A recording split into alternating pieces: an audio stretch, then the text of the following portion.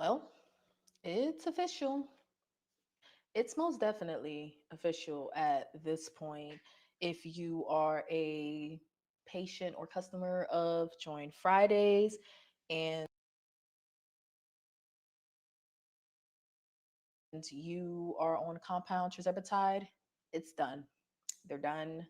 They are no longer filling prescriptions. If you've already put your prescription in, they will go ahead and continue on with shipping out your medication. But as far as accepting new prescriptions or new customers for tirzepatide, it's done. It's not happening.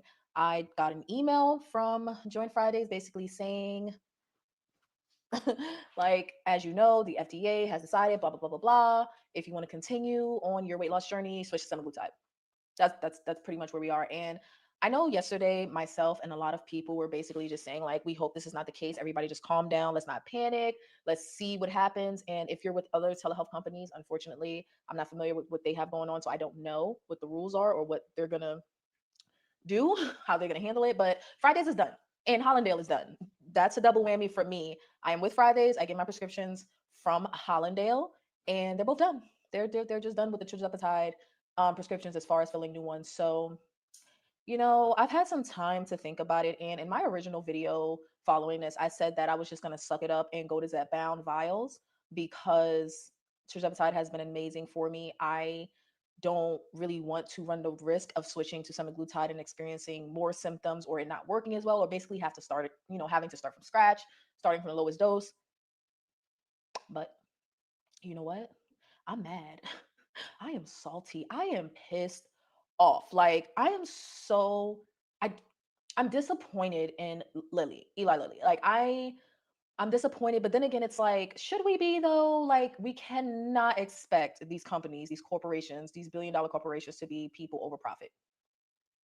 And it's unfortunate that for something that works so well for so many people, that it's unfortunate that they're acting this way, but they are. And there's really not much we can do about it other than, you can take the route of everybody buying up all the brand and trying to get them back onto the shortage list. But honestly, they know what they're doing. They're ramping up. They're building these facilities basically overnight. They're trying to ramp up their production. And even if they got back onto the shortage list, how long would that last?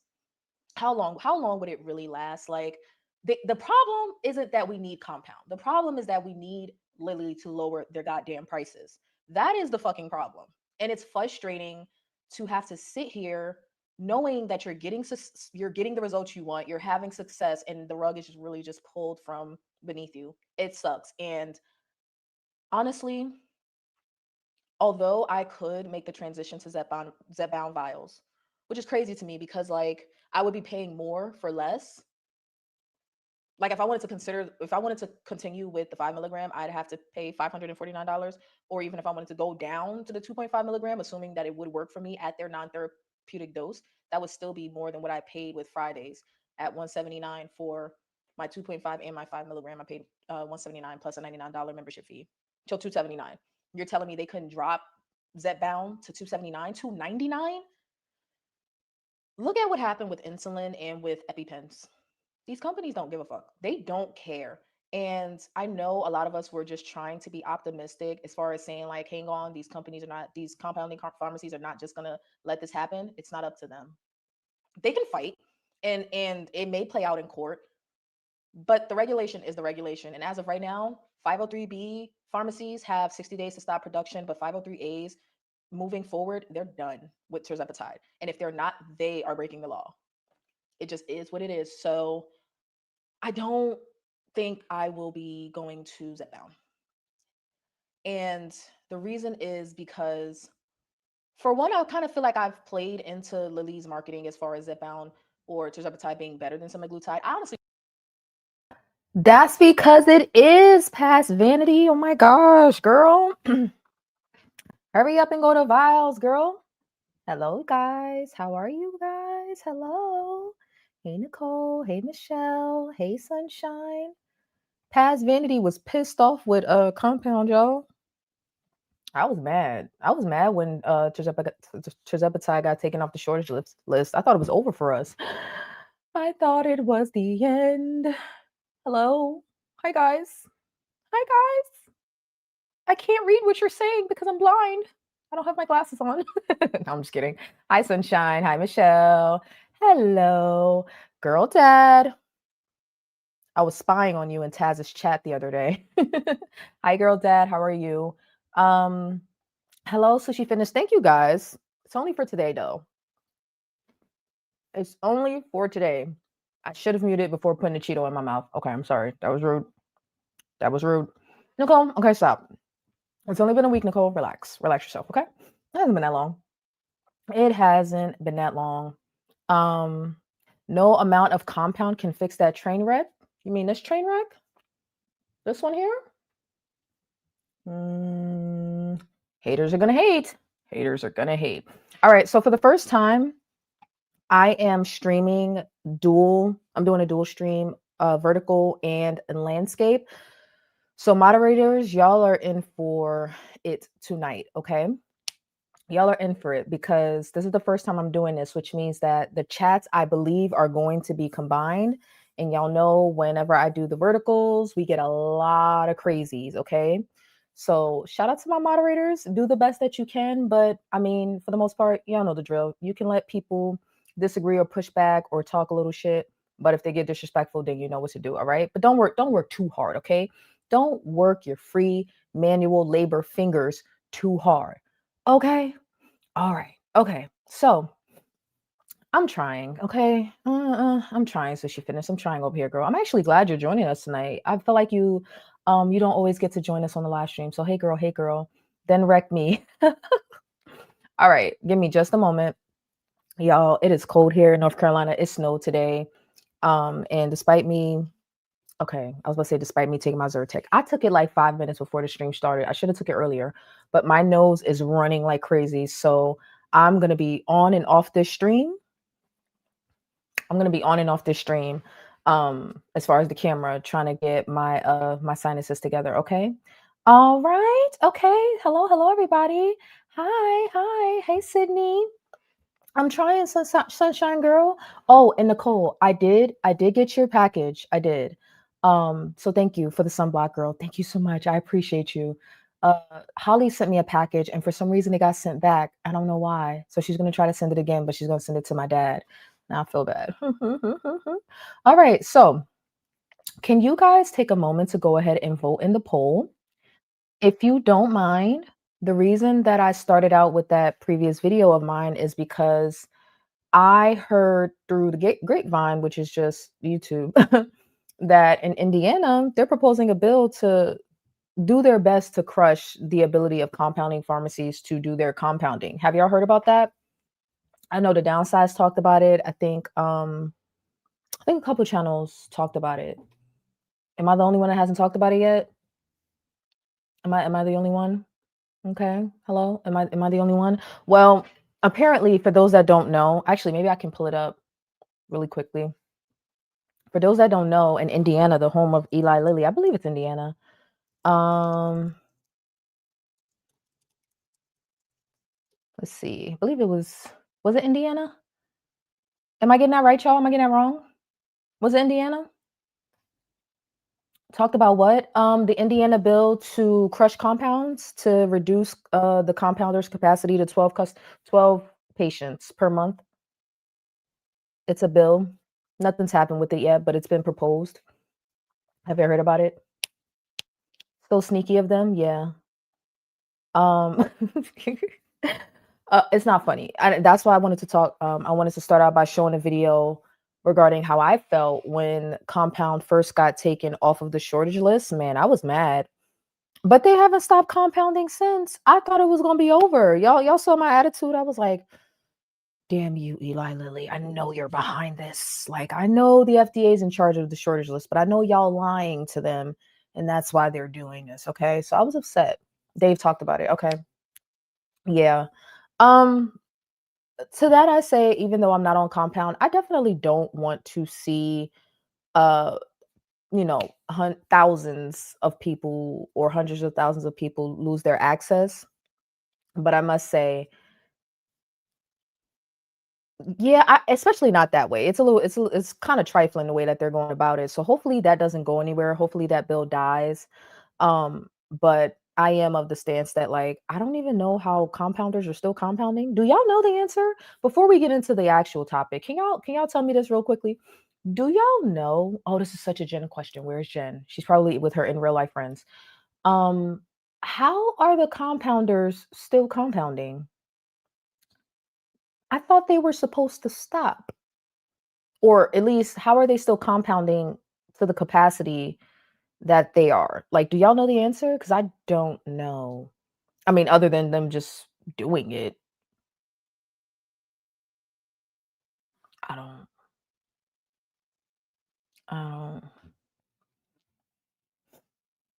Um, they haven't won the lawsuit. Like Eli Lilly hasn't won the lawsuit, so that means the compounders get to keep going. They're personalizing it. Oh, okay. So they're getting around the rules. Oh, okay. Oh, okay. And you know what? I knew that, but I forgot. I knew that at the time because I did a video on it, but I didn't realize that's what they were still doing. Like I thought that was only going to work for like a couple of months, but it's clearly been like a whole year. Like that video I did was about a year ago.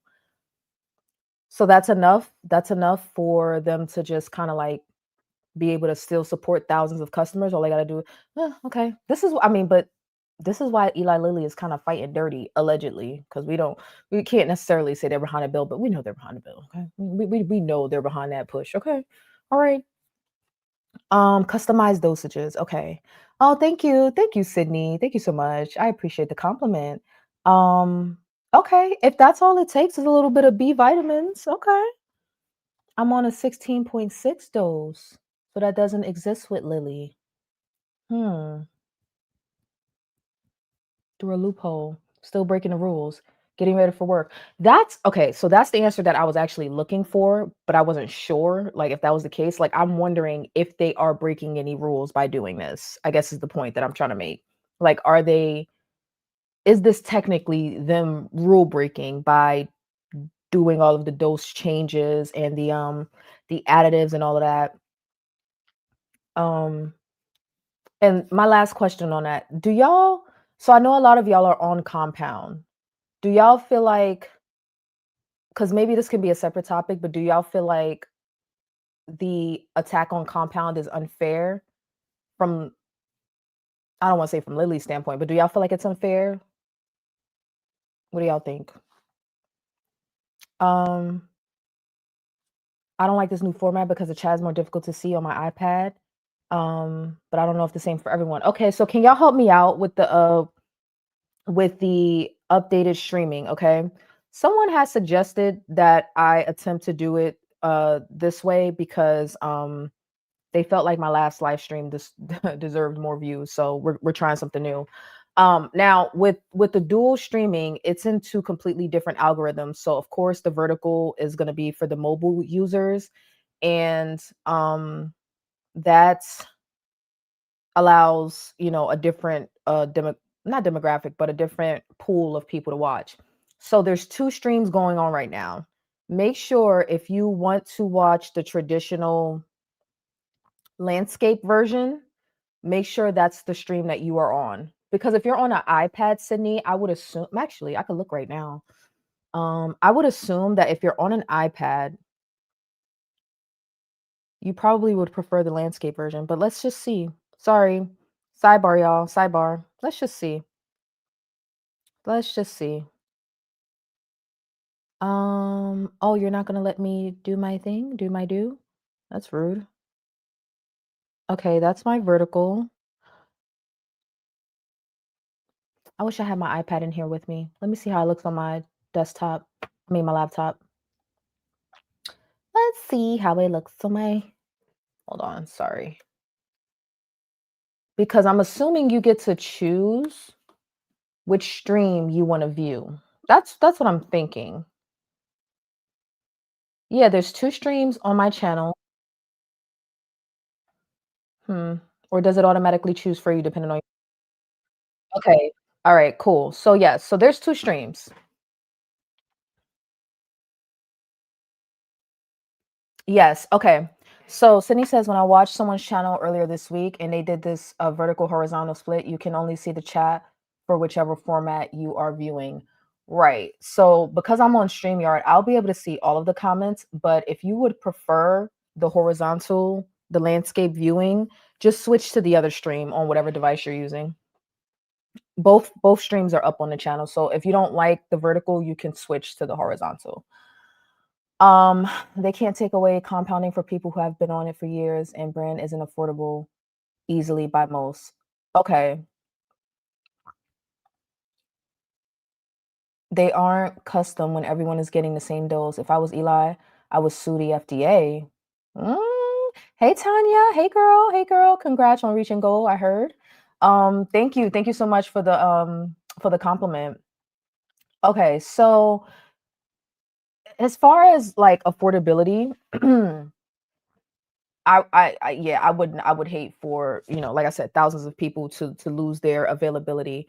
I've always had the stance of like, even though I started out on compound and I was upset when it got taken off the shortage list, I felt like I kind of like I felt like it was going to happen eventually. So it was never my intention to like always have access to compound. And then of course y'all know I eventually switched to vials. But I'm just wondering like who feels like the the the attack, not attack, but like the effort to get compounding reduced is unfair. And then maybe we could talk about it some more later. I couldn't find a vertical at all. I searched to see if it was what you were doing. Yeah, I'm doing both. So when I go to my channel, I can see both. I can see two streams. Um just drop the price to the same as compounding. I don't know. I would love for them to do that. Um oh, maybe it's not an option for mobile. That's possible, which would be weird. Yeah, that would be weird. Because on my laptop I can see both. Okay. All right. Well, hey 1972 black girl. Hello, hello, hello. If I missed anybody and I didn't say hello, I'm sorry. There's like more people in and out of the chat today. Okay. So we're trying both vertical and landscape streaming. So if you are on, I believe, a laptop, desktop, TV, you can probably choose which viewing experience you prefer. If it looks like vertical, then just go ahead and switch to the other stream. If you're on a mobile device, you might not have the option to view horizontally. But as you're coming, please like the stream and let me know which viewing experience you prefer or which one you're choosing to utilize. All right. So that's what I said, Jen. That's not customized when everyone gets the same dose, even though that dose is not exactly the same as brand. Okay, so I was trying to like reserve my opinion on this, but here's my take, and then we'll get into the actual topic because y'all, I'm going through it. Okay, I'm sitting here eating white cheddar Cheetos because apparently they're not artificially colored. They're actually pretty good. It's my first time having them, but I'm going through it as far as this whole weight loss journey, and we're going to talk about it. But so let me give y'all my input really quickly since everybody else already talked about it. Um, Oh, I uninstalled and reinstalled. Now horizontal is an option on the mobile device. You have to uninstall and reinstall YouTube? My God, that sounds like so much work. That sounds like so much work. Okay, thank you, Delilah, in case anybody else is interested. Compounds and brands cannot cost the same. Compounds cost pennies to make. That wouldn't make sense. Bobos and Keds don't cost the same. I don't know what any of those are. What are Bobos and Keds? Okay, here's my take. My take has not lately. I've been going back and reviewing some of my older content to see how much my perspective has changed. And it hasn't changed a whole lot, honestly. Even in that video that we were just watching, even though I was upset, there's still this attitude of like, yeah, but it's Eli Lilly's product. You know what I mean? And I have never felt like affordability was a fair justification for compounding to be at the capacity that it is. Um, but I do understand the need, right? The need was fulfilled. So how do we get beyond this point without just ripping it away from everyone? Um, it's hard. That's a tough. That's hard. That's hard because y'all know it's not like I'm team big pharma. I'm a realist about this, right? So like I've had compound great experiences, some not so great, and I've had brand only good experiences. And we wouldn't have the product without Eli Lilly, so I think it's not unreasonable for them to protect that at all costs. I don't think they have to go to the lengths that they're going, but I do to some extent understand. Now, as far as availability for compound, I was watching the downsized, like a small portion of it, and they were talking about how telehealth stepped up when the system failed. Like, telehealth didn't fail the people, the system failed the people, and telehealth stepped up. I don't feel that way. And I got in the door with telehealth. Now that I've had the experience with both, I feel like telehealth seized an opportunity. That's not the same thing as stepping up, right? Like, yes, they were there, and yes, they were able to get people this medication compounded, which I'm definitely grateful for. And I'm pretty sure plenty of people are grateful for. But at the same time, can we not act like the telehealth companies aren't cash grabbing as well? Can we not act like they weren't being irresponsible as well, compounding all of this medication at such a large capacity, a capacity so large that it's almost like it's damn near impossible to undo without destroying people's lives? I don't see how that's responsible. So to me, the compounding pharmacies and the telehealth companies are culpable. Just like Eli Lilly was culpable for the shortage in the first place that put people in bad positions. Yeah, telehealth and the compounders were there to fill that void, but they took advantage and they did not consider what was going to happen when people could no longer get their medication potentially, at this volume could no longer get their medication compounded. So God forbid that's to ever happen, where the hammer comes down on compounding and the amount of people that can get it so easily is significantly reduced. I'm blaming the telehealth companies for that, me personally, because I don't think they should have taken on so many customers. For example, imagine people are already on Manjaro, and let's say Manjaro and Ozempic, and there's a shortage. The shortage hits, right? So the people that are already prescribed can't get their medication. It would make sense for them to fill the gap with compound. Why did the telehealth companies accept all of these new customers though, like myself? I'm glad they did. I'm not hating the player or the game. I'm just asking a question. I wasn't prescribed Manjaro or Ozempic. Why was it so easy for me to get compound? There was no shortage for me. Like, I wasn't a patient that needed something to fill the gap. So I don't know. I think the telehealth companies were very irresponsible by taking on so many customers, so many that now it would be irresponsible for any legislation to pass that would rip that away from all of those people. But it would not be unfair if they stopped them from being able to bring on new customers that aren't already prescribed. That would not be unfair. So that's my take on that. I'm interested to see how this unfolds because technically compound is my fallback plan. If I ever for some reason can't afford brand, I plan to go back to compound. So I don't want to see it go away. Um Lately you have been looking younger. Oh, thank you. Thank you so much. Why y'all keep saying I reached my goal? What goal are y'all talking about? Am I missing something? Unfortunately, I know how the sausage is made, so I will stay out of it. Jen, I be low key trying to, like get the insider info. Jen, come on. It's hard like with all meds. I can't get my biologics for arthritis covered for a reasonable price, as in not covered, not over 5K a month. Ooh. Because you know how the sausage is made, Jen. You should definitely stay in the conversation. Exactly. She needs to be giving us the tea. If it wasn't for telehealth, I would have never even considered it. I got in through telehealth. I just think that, like, I'm not anti telehealth. I just think that they were incredibly irresponsible by not warning people how risky it was to start on this journey with the potential for it to be very temporary, right? Like, what are you going to do if compounding gets taken away? Okay, you need to understand that this is temporary. Are you sure you want to get on this train? They didn't warn people. They didn't onboard people safely. So although I'm grateful for telehealth, I can also like two things can be true at the same time. I'm grateful for telehealth, but I also acknowledge that they were very irresponsible.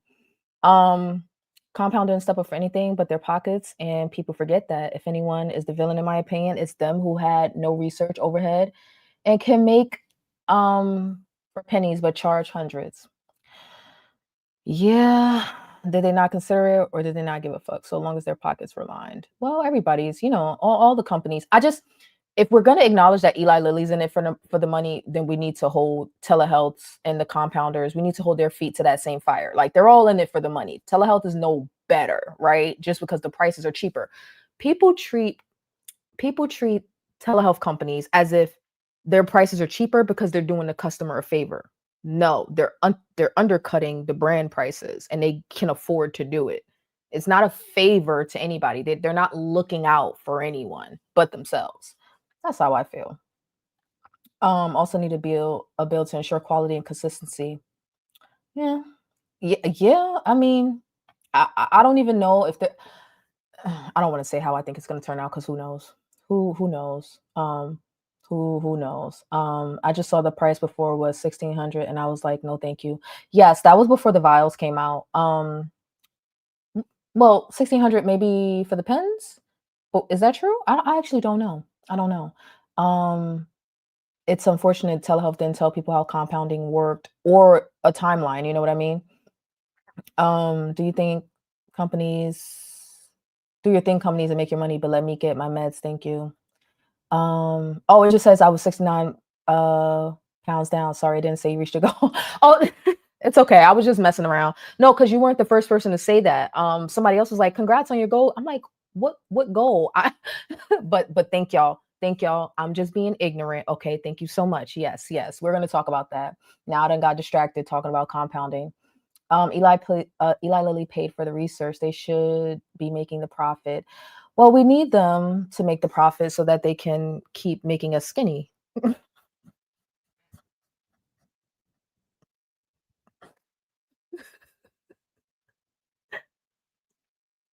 We need them to keep making the profit so they can keep us skinny. I think. I don't know. I don't know. 69 pounds is amazing. It is. I was just confused as to why people kept saying your goal, your goal. I'm like, what goal? Are y'all talking about my final goal? Y'all know I'm not done losing weight, right? Like, y'all know I'm not. I'm being ignorant, Jen. I'm okay. Okay, all right. Let's get into the topic. Jennifer, I'm having a bad day. I'm having a bad week, Jen. Okay, y'all know whenever I am live on a day that I explicitly say that I'm not going to be live, it is because something is going wrong in my life. So I have been okay. So I did a stream a couple of weeks ago about life giving you lemons lemoning, and how you just get through it by getting all sexified, okay? Well, the lemons hadn't stopped since then, and my therapist always says, "Are you sticking to your routines? Are you sticking to your routines?" Well, the best thing you can do is stick to your routines, right? So I still do my YouTube. I still go to work. I still work out. I still run my errands. I still get out of bed. I still do all of the things that I'm supposed to be doing. But I have just been having like I almost didn't make it through this week. Seriously. I almost didn't make it through this week. Okay. Um, I'm gonna hide the vertical so I don't have to look at it. I almost didn't make it through this week. So what I mean by that is just like, y'all, I've had an epiphany. It's dawned on me that this is my life forever now. And by that I mean like, so okay, what sparked this stream? I didn't want to work out yesterday, right? My trainer, y'all know I have a personal trainer. He preps 5 exercise days for me per week per my request. I wanted 5 days a week, so he gives me 5 workouts per week. And my thing is, y'all know, especially when it comes to SAD, no matter how bad you don't want to work out, make sure you get up, you work out, you move your body, make sure you do all this. So I've been doing that. But this past week, I really haven't been wanting to do it. Now I have been, but I haven't wanted to. And yesterday, was just one of those days where I was like, anything but some exercise. Anything but some like I just did not like I was done, or at least so I felt like I was done. I was just, I can't do this. Work was crushing me this week. I told y'all we had layoffs a couple of weeks ago, so two of us are doing the work of five people. Not that I'm complaining about having a job, but it's like, okay, two of us are doing the work of five people. So this week was bad. This week was I was crushed at work. I did not want to work out. The weather has been cold. I don't know who lives on the East Coast, who lives in the Carolinas. It's been incredibly cold, and I just haven't been feeling good. I haven't really been wanting to get out of bed. I haven't been wanting to work out. I haven't been wanting to do the things, right? All of the things. And I actually my last stream last week, I was on the stream complaining about making it to 175, right? Because I felt like my weight loss was so slow. Do y'all know the very next day, I was waiting to give y'all a proper weigh in. But the very next day, I weighed in at 173. Remember, I was like, I want my whoosh. I want my whoosh. I felt like I got my whoosh, which, 2 pounds is great. Like, I haven't lost 2 pounds in a week in a very long time. So I was on the stream complaining to y'all about being 175. And then I got to the very next day and I stepped on the scale and it was 173. So I was excited about that. And then I had a really bad week this past week of like just stress and eating. And so I'm back up a little bit, but I'm not too worried about that. The point is, I have realized that this is my life now. This is my life now. And what I mean by that is, hold on, let me get my notes. What I mean by that is, once we decide to lose weight, okay? And if you haven't already, please like the stream and go ahead and vote in the poll. Let me see where you guys are with the poll. The question is, what's the hardest hurdle with weight loss on a GLP-1? 36% said losing the weight, 27% said keeping the weight off, 9%, that's Jen, says stopping the weight loss. It's supposed to be anonymous, but I'm switching. I'm snitching. I'm sorry. 27% said other. I'll leave a comment. So what's the hardest thing about weight loss on a GLP-1 for y'all? So the hardest thing for me is getting the weight off. It has dawned on me, not dawned on me, but I am at a point of accepting that losing weight is vicious. Losing weight is incredibly vicious. I feel like some people have this experience where their weight loss on a GLP-1 is incredibly easy. They get the weight off, they keep the weight off. They really don't have to think too much about it. Hold on, give me a second. They really don't have to think too much about it. They don't got to do too much. They get the weight off, they keep it off, they keep taking their medication and it's fine. But then there's people like me where it's like after losing the first 50, I have to fight for every pound after that, right? Okay. But here's the thing. You know how we set goals for ourselves and we set deadlines and we set objectives, and or at least I do, but I feel like a lot of us do that, right? Like we want to be a certain weight by a certain date, or we want to have a certain goal accomplished by a certain time or whatever. I have been so overwhelmed with trying to maintain my exercise schedule that it has like it's registering to me now that there is no way out of this, right? So because I have spent my entire life obese and now I'm actually losing the weight, I will be working forever to keep this weight off. And I've said that before, but it's never truly like registered until now. I had a 3 pound push about a month ago. It was glorious. It is the best thing in the world. I have not lost 2 pounds in 1 week and for I don't want to say in a year.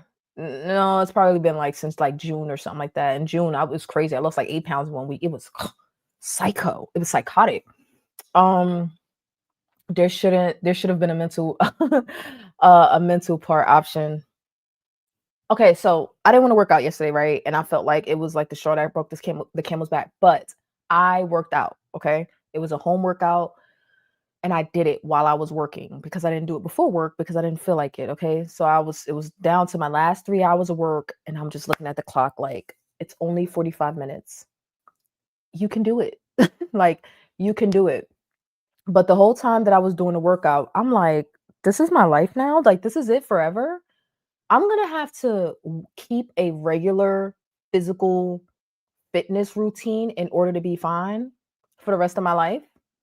Am I being dramatic or does anybody else like agree with me? Like who has reached the moment where they're like, "Oh, well, cuz some of y'all already like working out. Maybe my problem is that I don't enjoy it."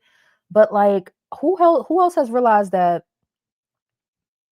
get and stay fit, this is it forever. There is there are no days off. Yes, there are, but there aren't. Yeah, so like do y'all know what I mean? Like there are, but there aren't, right? For every day that you make an excuse, especially when you're not at your goal, it's like it's setting you back. Does that make sense?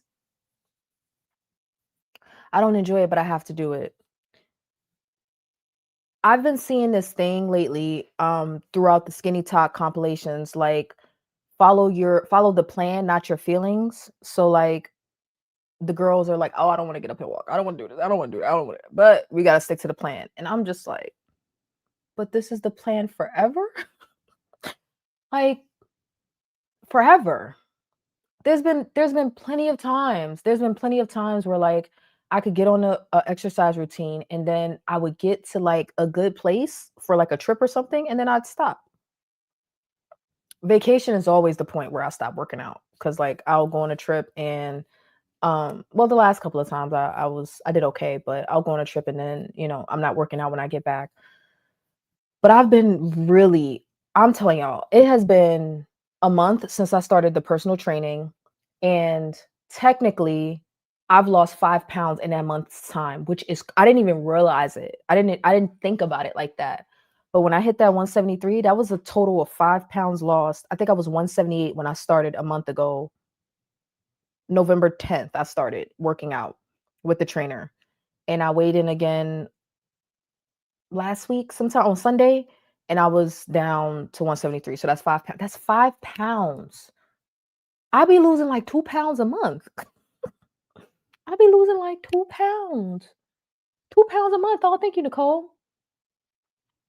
Thank you. God, it's just like people. Sorry, I'm distracted. um, it's all I can do to move more so I can make gains. I'm not sure what you mean. Oh, gains. Okay. All right. Yes, gains. Hello, nerdicubator? Nerd. Okay. Yeah. So I guess I've been frustrated, y'all. It's been a lot going on um in my personal life, in my family life, like just stuff that like I've shared so much. It's starting to get to the point of like oversharing. So I don't even give announcements no more when something horrible happens or something goes wrong. I just not pretend it's not happening, but like I just don't bring it here to this environment. Like I'm over it. But yeah, there's just been a lot going on. And you know what? Despite whatever is going on in my life, I still gotta get my ass up and work out.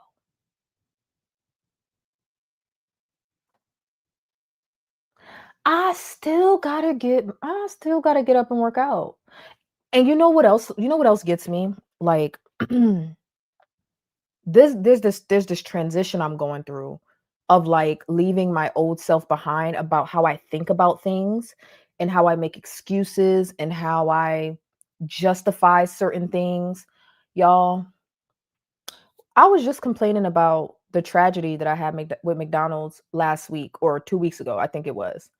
Y'all know I came back to North Carolina, came back to my old neighborhood again, and went back to that same McDonald's. I did the exact same thing all over again.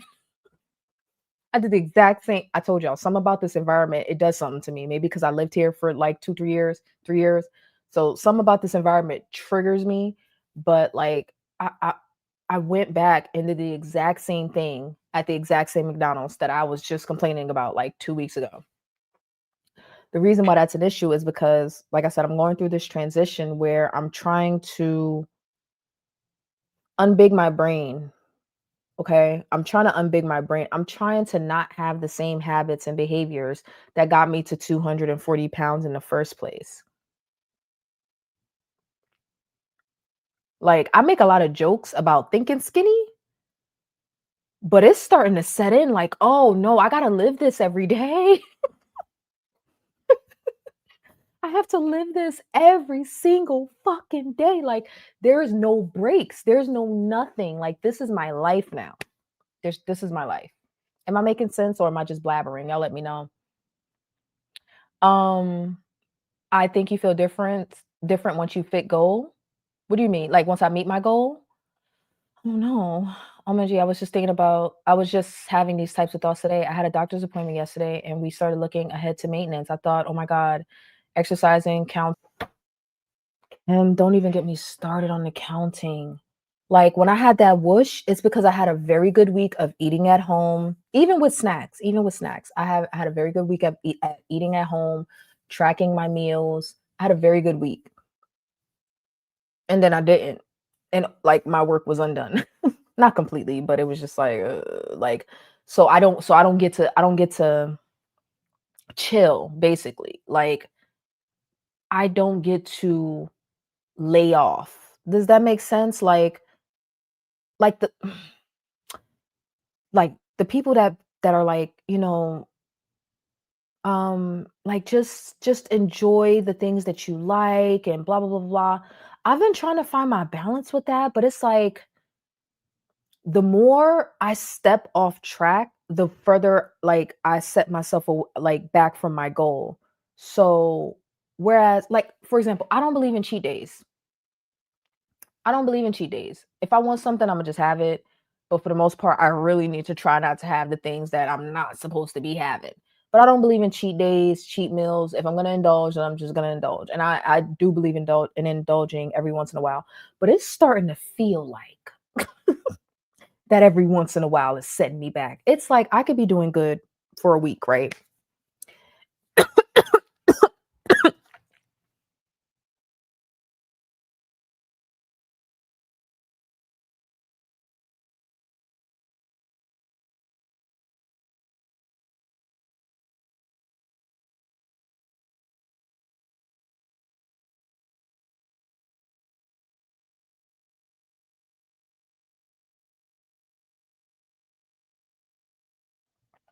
Oh my god. I had to sneeze, I had to cough. Okay. I lost my train of thought. I wish I was like that. I wish I could make myself do it no matter what. I am worried about you. Um, I'm worried about you. Hold on. Hold on. I wish I was like that. I wish I could make myself do it no matter what. Oh, no matter what I'm worried about. I gotta work on that. I'm not sure whether you came in. Are you worried about me? Or you mean no matter what you're worried about? When were you last your current weight? Sorry, I don't know why I'm choking. I don't know why. 15, 14? Sydney, 15 years old. I was a teenager. I was a teenager. I was in my mid to lower 170s for the majority of like my preteen to teenage years. And then I lost weight around like 16 years old. I had gained weight to 180 something and I had lost like 20, 25 pounds and I made it down to 163. So 163 technically is the lowest that I ever, not ever. I remember being 120 as like at like 9, 10 years old. But 173 is a big deal. Like ninth grade, maybe, uh, eighth grade, seventh grade. Oh, oh, okay. Autocorrect. You're working on it and you're proud of me. Thank you very much. Okay. Um, oh, thank you. When you hit maintenance, you can be more lenient with yourself, but it's figuring out the balance and stuff. Okay, so that's my thing, Nicole. That's what I'm realizing. I'm living life. How do I want to put this? I'm living life like I'm already in maintenance.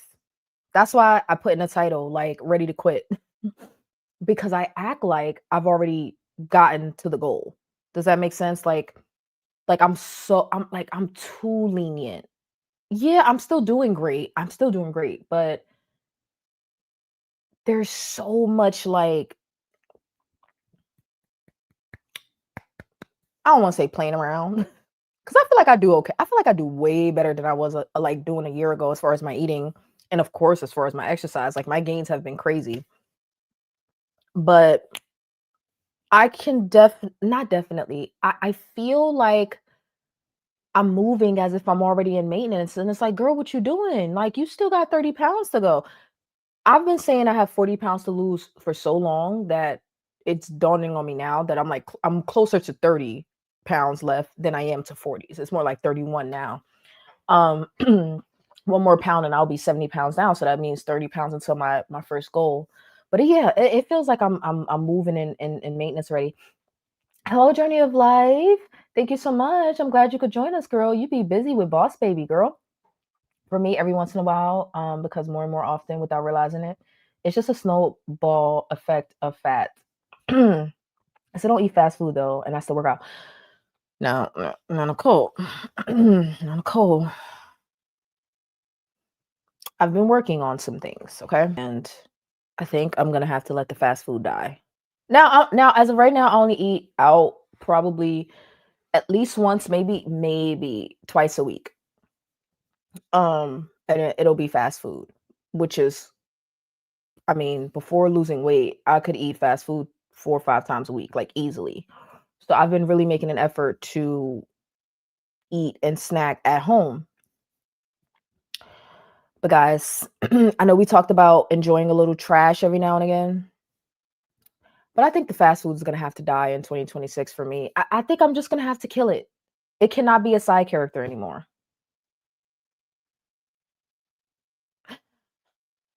It cannot be a side character anymore. Like I'm about to like I want to change my mindset to be in a place where like eating out is an event. It's a special occasion, right? Which means I have to dress up. I have to do my hair. I have to make plans to eat out. Um I need to eat with a knife and a fork and not sit in my car and eat. I'm not pulling up to drive-throughs. No, like I needed to make reservations to be here. I'm gonna look nice. I'm gonna sit down and I'm gonna enjoy my food. I'm gonna eat it slowly and I'm gonna have a glass of wine with it. And it's gonna happen once, maybe twice a month. That's how I'm starting to feel about eating out. That's how I'm starting to it don't even get me started with the sugar. Y'all know I'm a sugar crackhead, okay? I am a sugar loving hussy. I am. I love my sugar. But something is happening to my body to like to the point where I can't even handle the sugar as much anymore. Like I can't even handle it as much as I used to be able to. So like all of that, ooh, gimme, yummy, yummy, yum. I gotta fight to keep the sugar away. It's getting to the point where it's just like, ugh, not and it's not the taste, it's how it physically makes me feel. I'm just now at almost 70 pounds down getting to that point. It's almost like the way the sugar would be able to disperse over a 200-pound body, it's like I can't even do that no more. It's like there's nowhere for it to go. So it just makes me feel like crap. It makes me feel like crap. The weight I am right now was just a passing weight in my life. Never been here stable before. Okay. So Delilah, are you losing steadily or are you stalled right now? I get that we are all unhappy with ourselves, but you are so beautiful. Thank you for the compliment, but I'm not unhappy with myself. Is that how I'm coming off?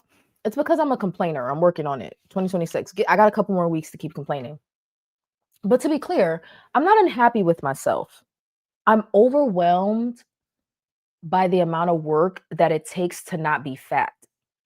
Like can we just be honest for a second? Like what what we call, not medically but just kind of flippantly and casually, what we call weight blindness or body dysmorphia, which none of us can diagnose that, right? So we kind of casually say it, but like that feeling of your brain not catching up with the weight loss, I'm not feeling like that's weight blindness or body dysmorphia. I'm feeling like that's recovery from blindness or body dysmorphia. Let me tell y'all what I mean by that. It has dawned on me that every pound counts. Every pound counts. What do I mean by that? The more weight that I lose, the more devastated I am about where I came from. that make sense? If you haven't already, please like the stream. Please like, please hit the like. The more weight that I lose, the smaller my waist gets, the more the weight on the scale goes down. Okay. I'm still working on the energy thing. My energy is not improved. I don't know why. After 70 pounds, my energy is not better, but whatever. Whatever. The lighter I feel on my feet, the more clothes fit better, all of that. The better my skin look. Every pound counts. The closer, the more weight I lose, the more I get to an appropriate weight for my height, the more anxiety about where I came from. So like me being 30 pounds from a normal weight gives me more anxiety than being 100 pounds from a normal weight. Because when I was 100 pounds from a normal weight, I didn't realize it was that bad. But now that I'm losing the weight, I understand the emphasis of every 1, 2, 5, 10, 15 pounds, which is why I'm not even willing to be 20 pounds or more overweight. Nope. I'm not even willing to be more than 10 pounds overweight. I'm not even willing to do it. I'm not even willing to do it. It is like the closer I get to an average or normal weight, normal for, according to the BMI for my height, the more bizarre and like the more crazy it seems and feels to have been 240 pounds. Does that make sense? So I don't feel like this is currently body dysmorphia. I feel like where I came from was body, like thinking that that was okay. To me, that was the body dysmorphia. To me, that was the weight blindness. I'm not weight blind now. I'm recovering from weight blindness. This is how it feels, right? This 30 pounds feels like so much effing weight. But when I was 100 pounds overweight, it was like, it was horrible, but it was like still not registering how bad it is. Let me know if y'all know what I'm talking about. Also, as someone who makes an assload of money, health is the real currency. Okay, I can agree. I do like money though. Like I want to be healthy, but I'm the first to raise my hand about like liking some money. I can't wait for the holidays to be done with. It's been a lot lately and school ending. Oh, okay. Oh, we miss you too, girly. We miss you too. You gave it up last March to sugar. Oh God. Or the fast food. Fast food is trying to be the mistress, and I ain't having that. Fast food has been, yeah, my little side piece. I ain't gonna lie. I ain't gonna lie. I ain't gonna lie. Every time I try to eat fast food, I get so sick. I don't eat a lot, but when I try, Tersh treats it like an invasion. You know what's crazy about fast food? There was a time where fast food actually tasted good.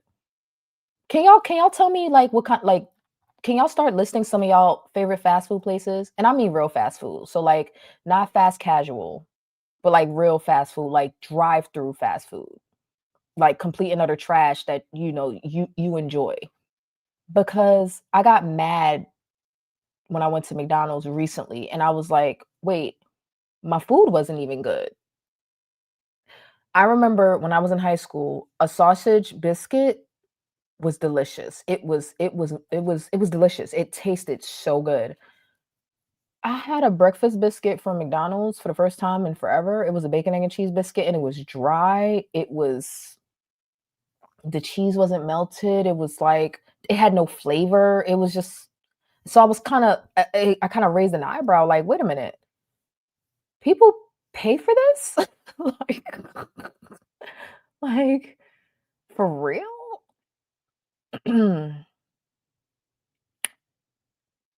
Bruh, okay, I don't know. Um, so in my opinion, I'm stalled. Been in 230s for like what, a month? Oh, girl, bye, please. Okay, let me not be so dismissive. Um, I don't know about a month being a stall. Maybe, I mean, well, okay, in GLP-1 world, sure.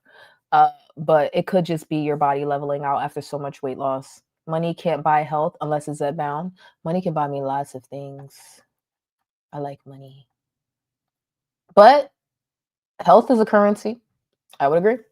Wow, ladies, that's awesome. But for now, I am keeping my side chick. My husband and I eat out about 2 times a week. I make both selections.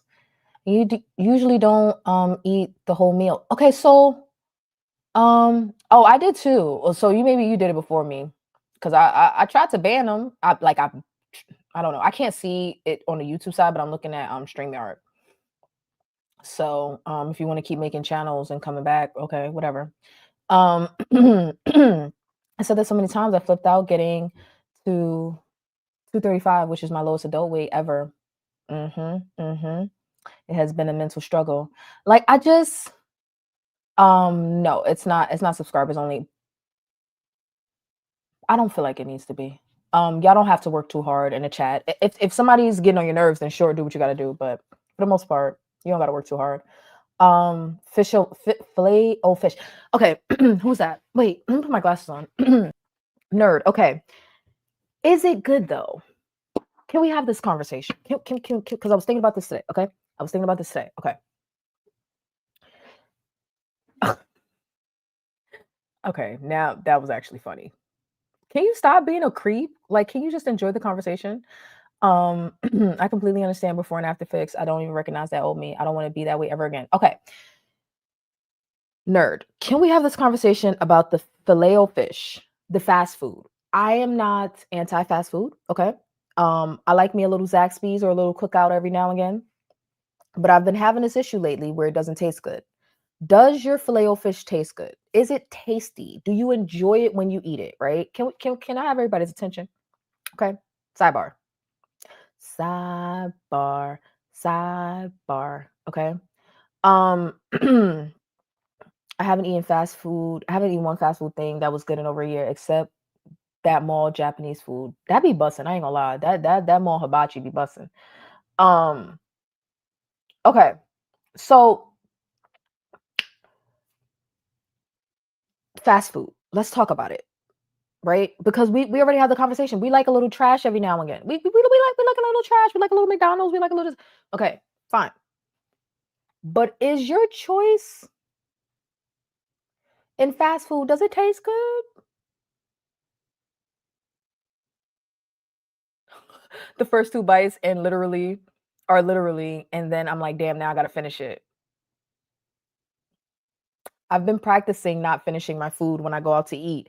And because it makes me so mad to not finish it, it's just better for me to eat out less or invest in better quality meals. I don't know if I got a chance to tell y'all that I went out and had the most delicious meal that I'd ever, like, I can't say ever had in my life, but it was the most delicious restaurant meal that I had in a very, very long time.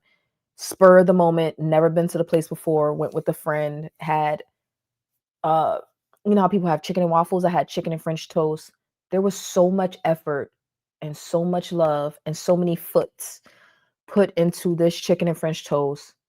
I haven't stopped thinking about it since. And it was in that moment that I knew that eating out should be an occasion, right? Eating out, this is what eating out should be about. It should be about knowing without a doubt you are going to get a delicious meal or don't do it. So I need to ask y'all, don't get quiet on me now. And the reason that I'm asking this is because when I was at that McDonald's going through the drive-through, I was people watching and there was a line and I'm like, this don't even taste good. Am I the only one that feels this way? Cuz all of us got in line to get the McDonald's. All of us got in line to get it. 9 times out of 10 I'm just there to get coffee and then every once in a while I'll get food along with my coffee. 'Cause I'm convincing myself that it's gonna taste as good as it did in 2009, but it doesn't. But I'm just wondering, like, this time was like the last it was like the last straw. I'm like, does that person in that pickup truck in front of me that's driving away, whatever they bought, whatever they purchased, 1, how many times this week did they go to McDonald's? 2, how many times do they get the same meal every time they go to McDonald's? And 3, does it even taste good? Because I am for treating yourself to fast food if it's tasty, but think about it.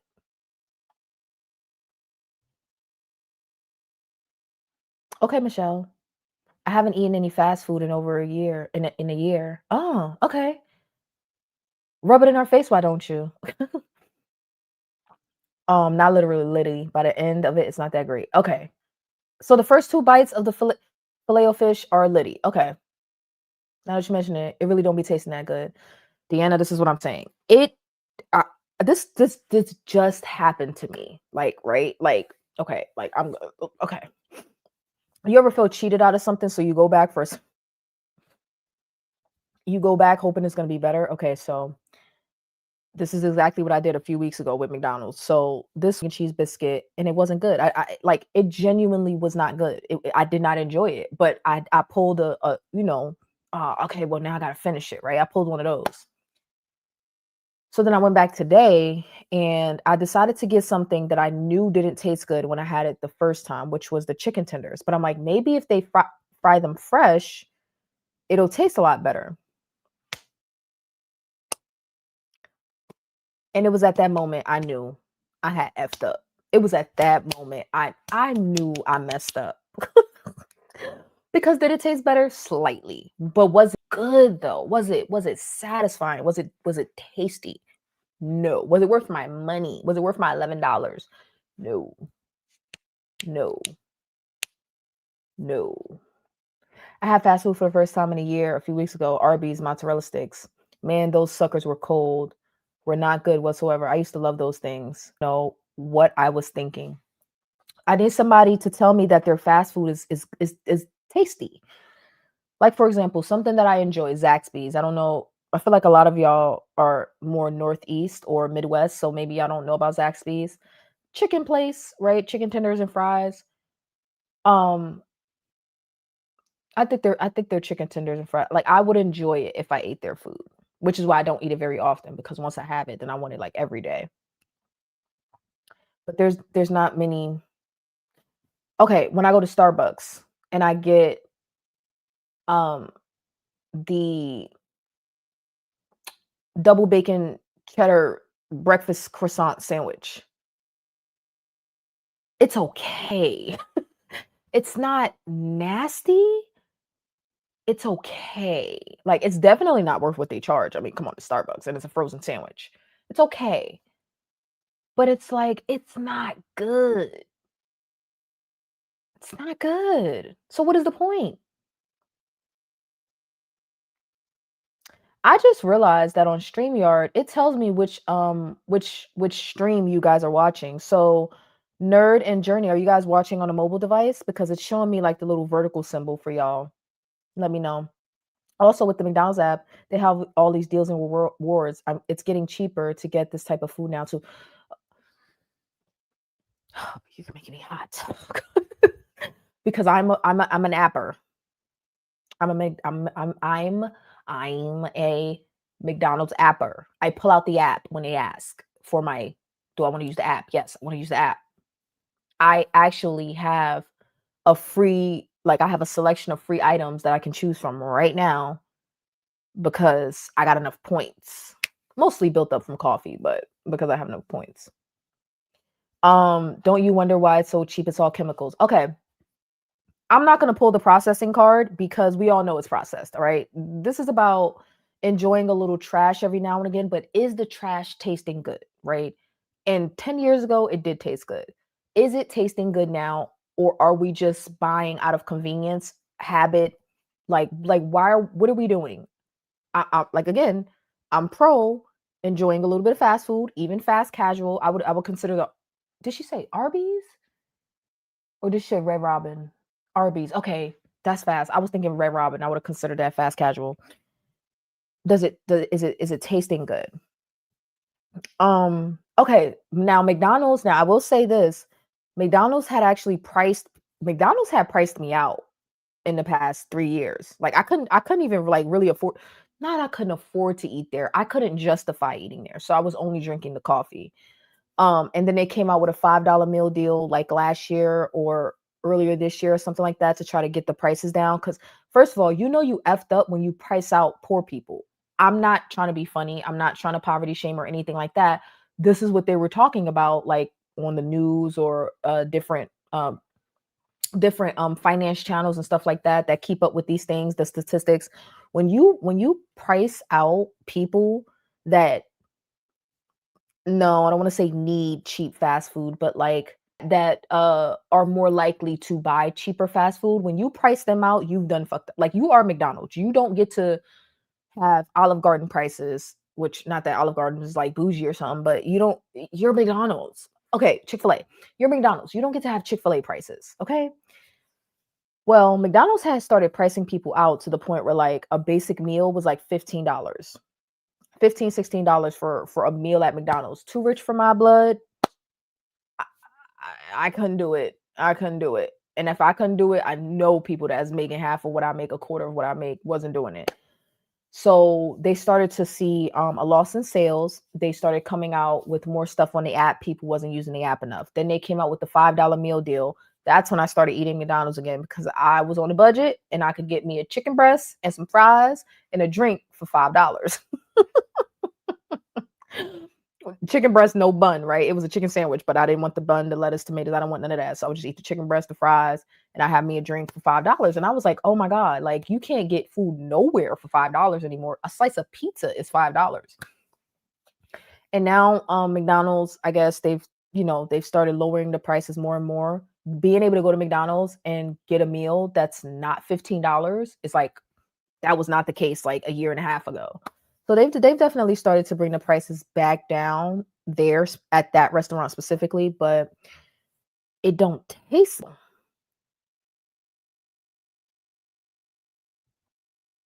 I don't know, it tastes good. I get the egg Gouda sandwich from Starbucks. It's nutrition when you fail to meal plan and you need protein. Mobile YouTube. Okay, yeah. It's showing me the little icon. Okay, that makes sense. Um,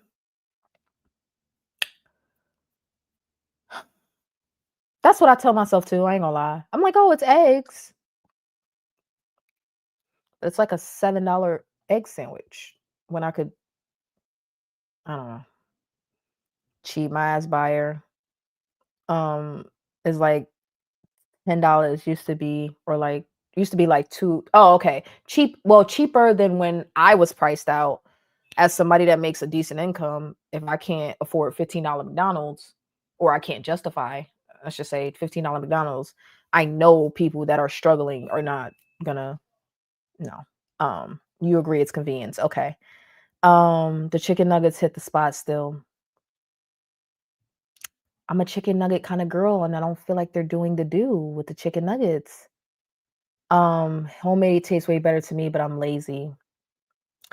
I'm buying out of convenience and cost, but mainly due to lack of planning. Can we do an experiment real quick? Good for the dollar menu. I actually don't know what's on the dollar menu. I remember a small fry and a four-piece nugget and a sausage biscuit used to be on the dollar menu 10 years ago. I don't know what's on there now. Um, Investing in a lunch bag that warms food. I actually cook regularly. But when I'm out all day, I don't pack a hot meal. I just protein shakes and boiled eggs, not enough. Okay, so can we do an experiment real quick? Um, McDon Okay, hold on. Let me look up what Nerds meal costs. Do you get the meal or do you just get the sandwich with the filet o fish? Hold on. The rest of y'all, because I know y'all be eating out, or y'all at least used to. Can y'all tell me what kind of fast food y'all like? And when I say fast, I mean like drive through. So not sit down in the restaurant, So no Olive Garden, no um Longhorn, none of those. No Applebee's, none of that. But like Wendy's, McDonald's, Chick-fil-A, all of that. Like, what do y'all like? What's your guilty pleasure? Um Sandwich only comes with free fries using rewards. Okay. So how much does it cost though? How much does a sandwich cost? And I think also the rewards are, this is what it looks like. I think the rewards are going to be different depending on your location as well. Um so they have 40% off a double cheeseburger or a 6-piece nuggets, 250 breakfast sandwich, $5 off any purchase $20 or more, free breakfast sandwich with a minimum purchase of $15. Oh my gosh, see, if you are into using apps, $5. Okay. $6 select medium combo meal. Wait, I didn't see that. Now I'm starting to question my life decisions, because wait a minute, I paid $11 for my food. View eligible items. Oh, I don't want a sandwich. That wouldn't have worked for me. Okay, listen to this, y'all. This is why our backs are big. Listen to this. 9.99, 20-piece nugget bundle. It's a 20-piece nugget and two fries. Two medium or two large? French fries. It just says French fries. That's crazy work. I'm not gonna buy it, but so okay, so if you have $10 and you need to feed two people, a 20 piece and two fries is a good deal.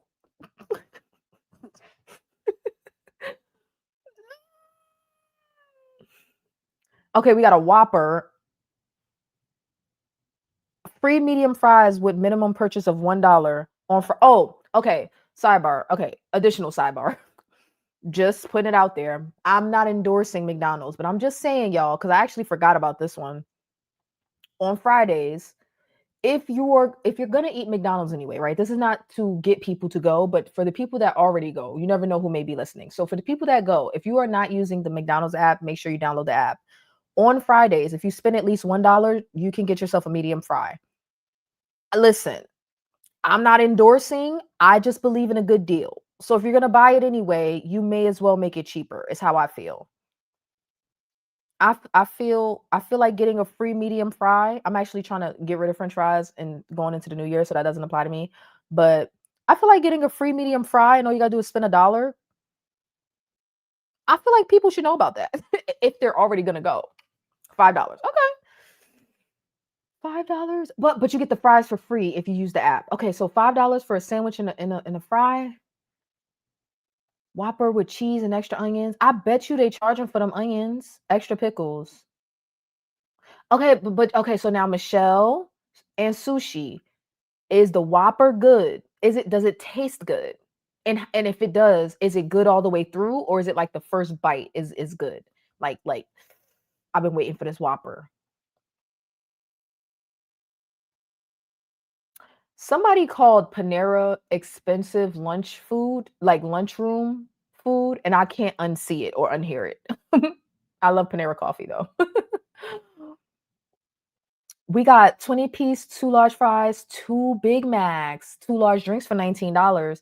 I think that's a good deal. Remember when 20-piece was $5?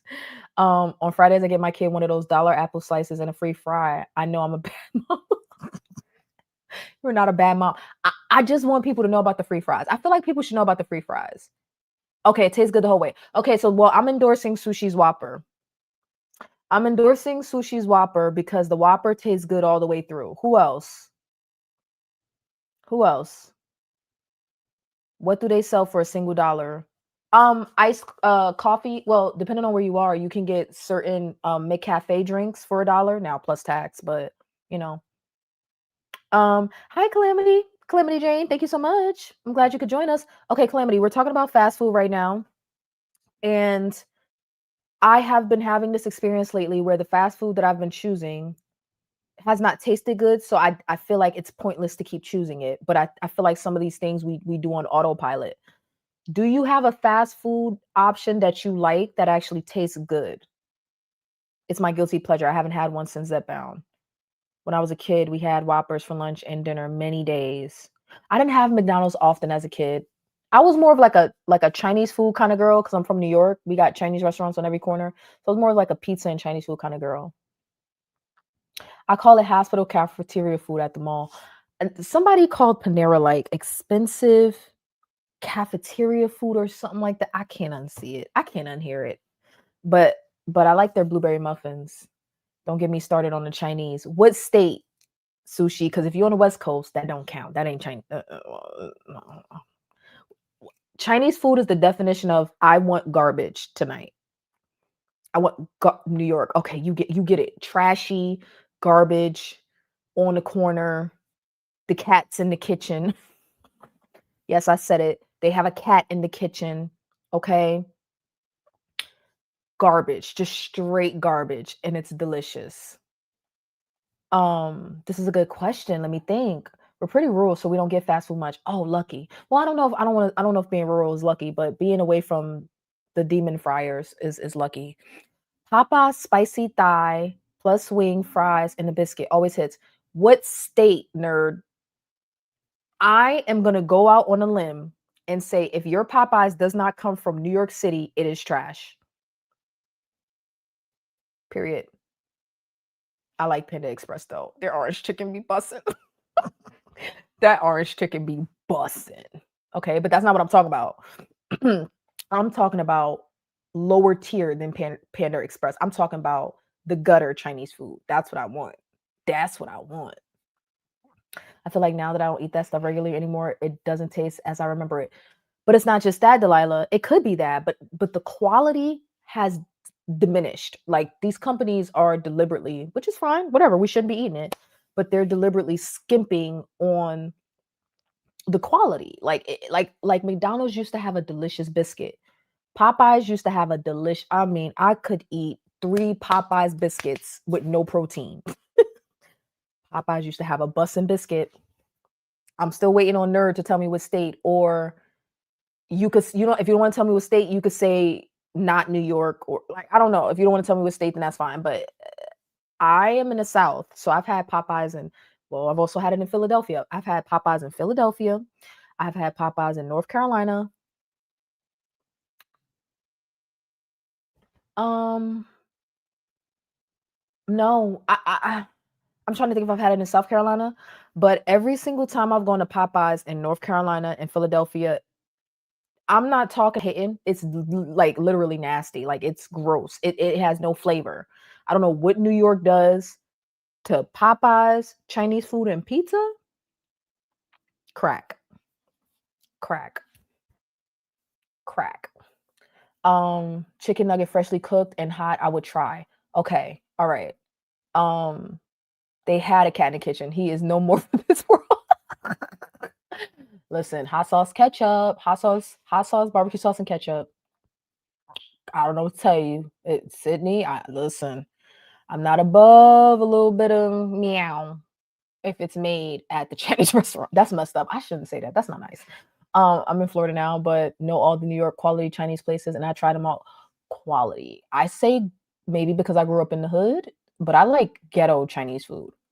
I don't want established, authentic Chinese food. I want ghetto, Americanized pork fried rice, chicken wings, hot sauce, ketchup, like where they put it on there like before they give it. Yes, I want that. My Popeyes is kind of trash. No, I can get Jen. I can guarantee you, I have there is a 0% chance that it is not trash. There's no chance. I'm from Brooklyn. I had to check. I had to check. Okay. I grew up on Chinese food takeout. Okay. Up the block as a staple, right? I'm just saying. Okay. So because you're from Brooklyn, that means you've had New York Popeyes. There is nothing like it in the world. Listen, Popeyes is deep in Louisiana. I bet it don't taste like New York Popeyes. Matter of fact, I'm willing to take a field trip to Louisiana to try it. I'm telling you, I have had Southern Popeyes, and Pennsylvania counts as Southern because I don't know what it is about Pennsylvania. I don't know what it is, but Pennsylvania is country as hell. Even though they're up north, they're country. Even in Philadelphia, they have Southern antics. So, Southern state, Pennsylvania, anything below like New York, maybe Jersey, like ugh, like I don't like DC is even still the South to me. Like ugh, mm, like no garbage, no trash, gross, gross, gross, gross. Y'all are not gonna convince me. I just can't eat as much as I did before. I didn't have an off button before. How can you turn like see Popeyes can be turned off if it's in New York? I will say that much. Oh, okay. So y'all don't maybe that's what Sydney was trying to tell me earlier. Okay, so if certain people are using vertical, Like y'all can't see each other's comments. Okay. Okay. Well, we'll see how the rest of the stream goes, because if y'all don't like the double format, I don't have to do it. Everyone is in here. You can only see the comments for the stream you're watching, Journey. That's vertical. Oh, okay. So Sydney, sorry, y'all. Okay, maybe I should just stick to my horizontals. Is it me or is there no sound? Test, test. Can you hear me? I loved pizza, but not so much since the shot. I loved French fries. I was addicted to French fries. I keep trying to force French fries down my throat. I won't let them go. I don't know why. I think I have reached a point where it's time to let them go. Mm-hmm. Mm-hmm. Yes. Um. Mm-hmm. Mm-hmm. DMV Popeyes, not like New York. I had Popeyes in NOLA too. Now, can you settle this for me, nerd? Nerd incubator? Nerd incubator. Nerd incubator. I'm pretty sure that's how you say it. Nerd incubator. Can you settle this for me? Can you please tell the rest of the chat, including Delilah and Journey of Life, that NOLA Popeyes is nothing like I haven't even had it. Can you tell them? Can you tell them that there is nothing like New York Popeyes? I vote no for the double format. Okay. We had banished you, Johnny.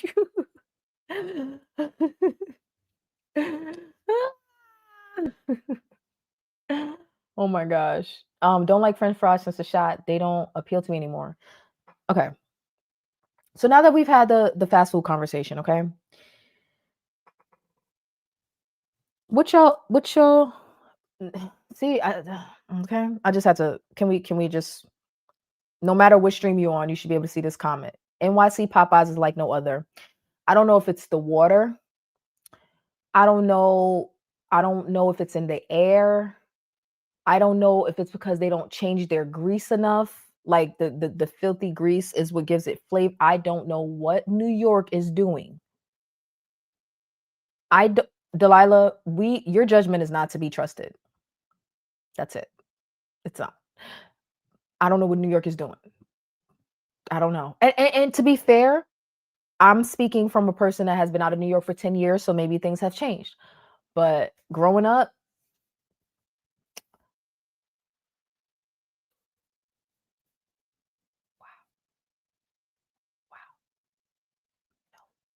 it's the Caribbean. What do you mean it's the Caribbean? What are you talking about? What are you talking about? Okay, so here's my feelings about the whole fast food thing. Okay, here's my feelings about the whole fast food thing. I am coming to terms with the fact that when I do stop to eat fast food, it's not because it tastes good. It's because of convenience. Like I also had Culver's recently, so now I'm realizing I ate out 3 times this week, which is unusual. I had Culver's. Do y'all know Culver's? And the reality is, I didn't enjoy it, but I kept eating it because I felt like I needed to finish it. And I didn't finish it because I couldn't, but I ate as much as I could. Now, when I'm sitting down at a restaurant, what I have been doing lately is eating until satisfaction, and then I just leave the rest behind. I hate it. I don't like it. I hate it so much. I don't like doing that. But I will get up. I don't force myself to finish, and I will leave. I don't take it with me. Are y'all do y'all do leftovers? Do y'all do to go boxes? Let me end this poll. Let me start a new poll. No, not a Q&A. Let's do a poll. I want to know. Are we leaving the food behind or are we taking it with us?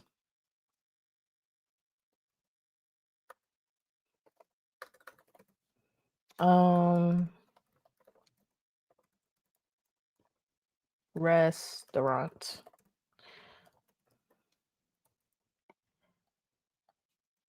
Take food to go. Leave.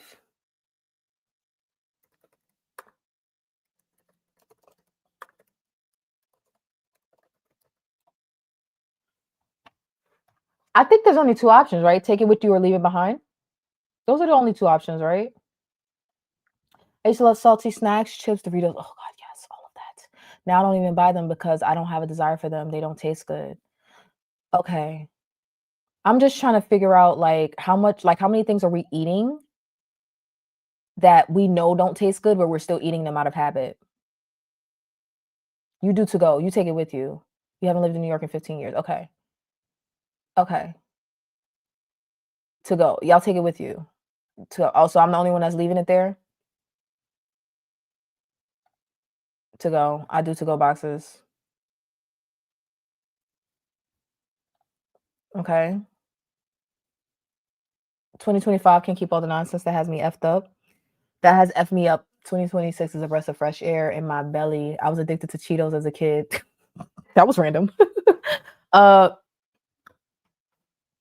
these white cheddar Cheetos are kind of good. I ain't gonna lie. They good. If you haven't already, you must watch Delilah's post from today. Her look was flawless. Makeup, hair, outfit were perfect. Also, shoulders and clavicles on full display. No, I haven't seen it. Let's go look. Y'all, I'm telling y'all, outside of I don't be on YouTube.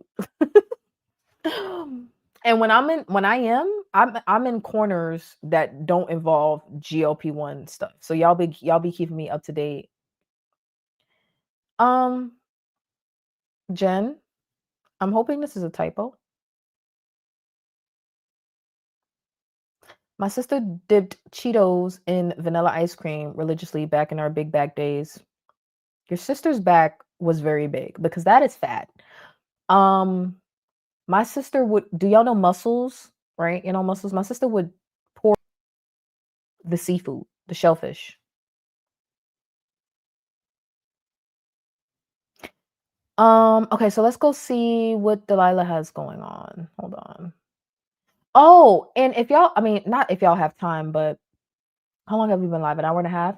I'm thinking about finishing off with someone reacting to a 600-pound life couple that, well, I don't want to spoil it, but we're gonna watch somebody else react to an episode, not an episode, but like a couple. So their life before the surgery, during and after the surgery, right? We're gonna watch a reaction to that and hopefully. Oh, okay. You taking it. Okay. Cause I'm like, are you taking a shit? Oh, okay, you taking your shit. Okay. All right, so let's go to Delilah. Delilah. Delilah Rodriguez. Okay. Oh, hold on. Whoop. Oh, okay. No, that's not the right one. Hold on. Can y'all see this? Y'all can see this. Okay, hold on. 4 hours ago. Oh, Delilah, can I play your stream? Delilah's gonna if the if the stream randomly ends, Delilah reported me. I'm not gonna play her whole thing. I'm just gonna show you guys the look so y'all can go watch on her channel and give her the view. But they said I have to see her look. Hi, how are you? Y'all can't even see it. Oh God. Hold on.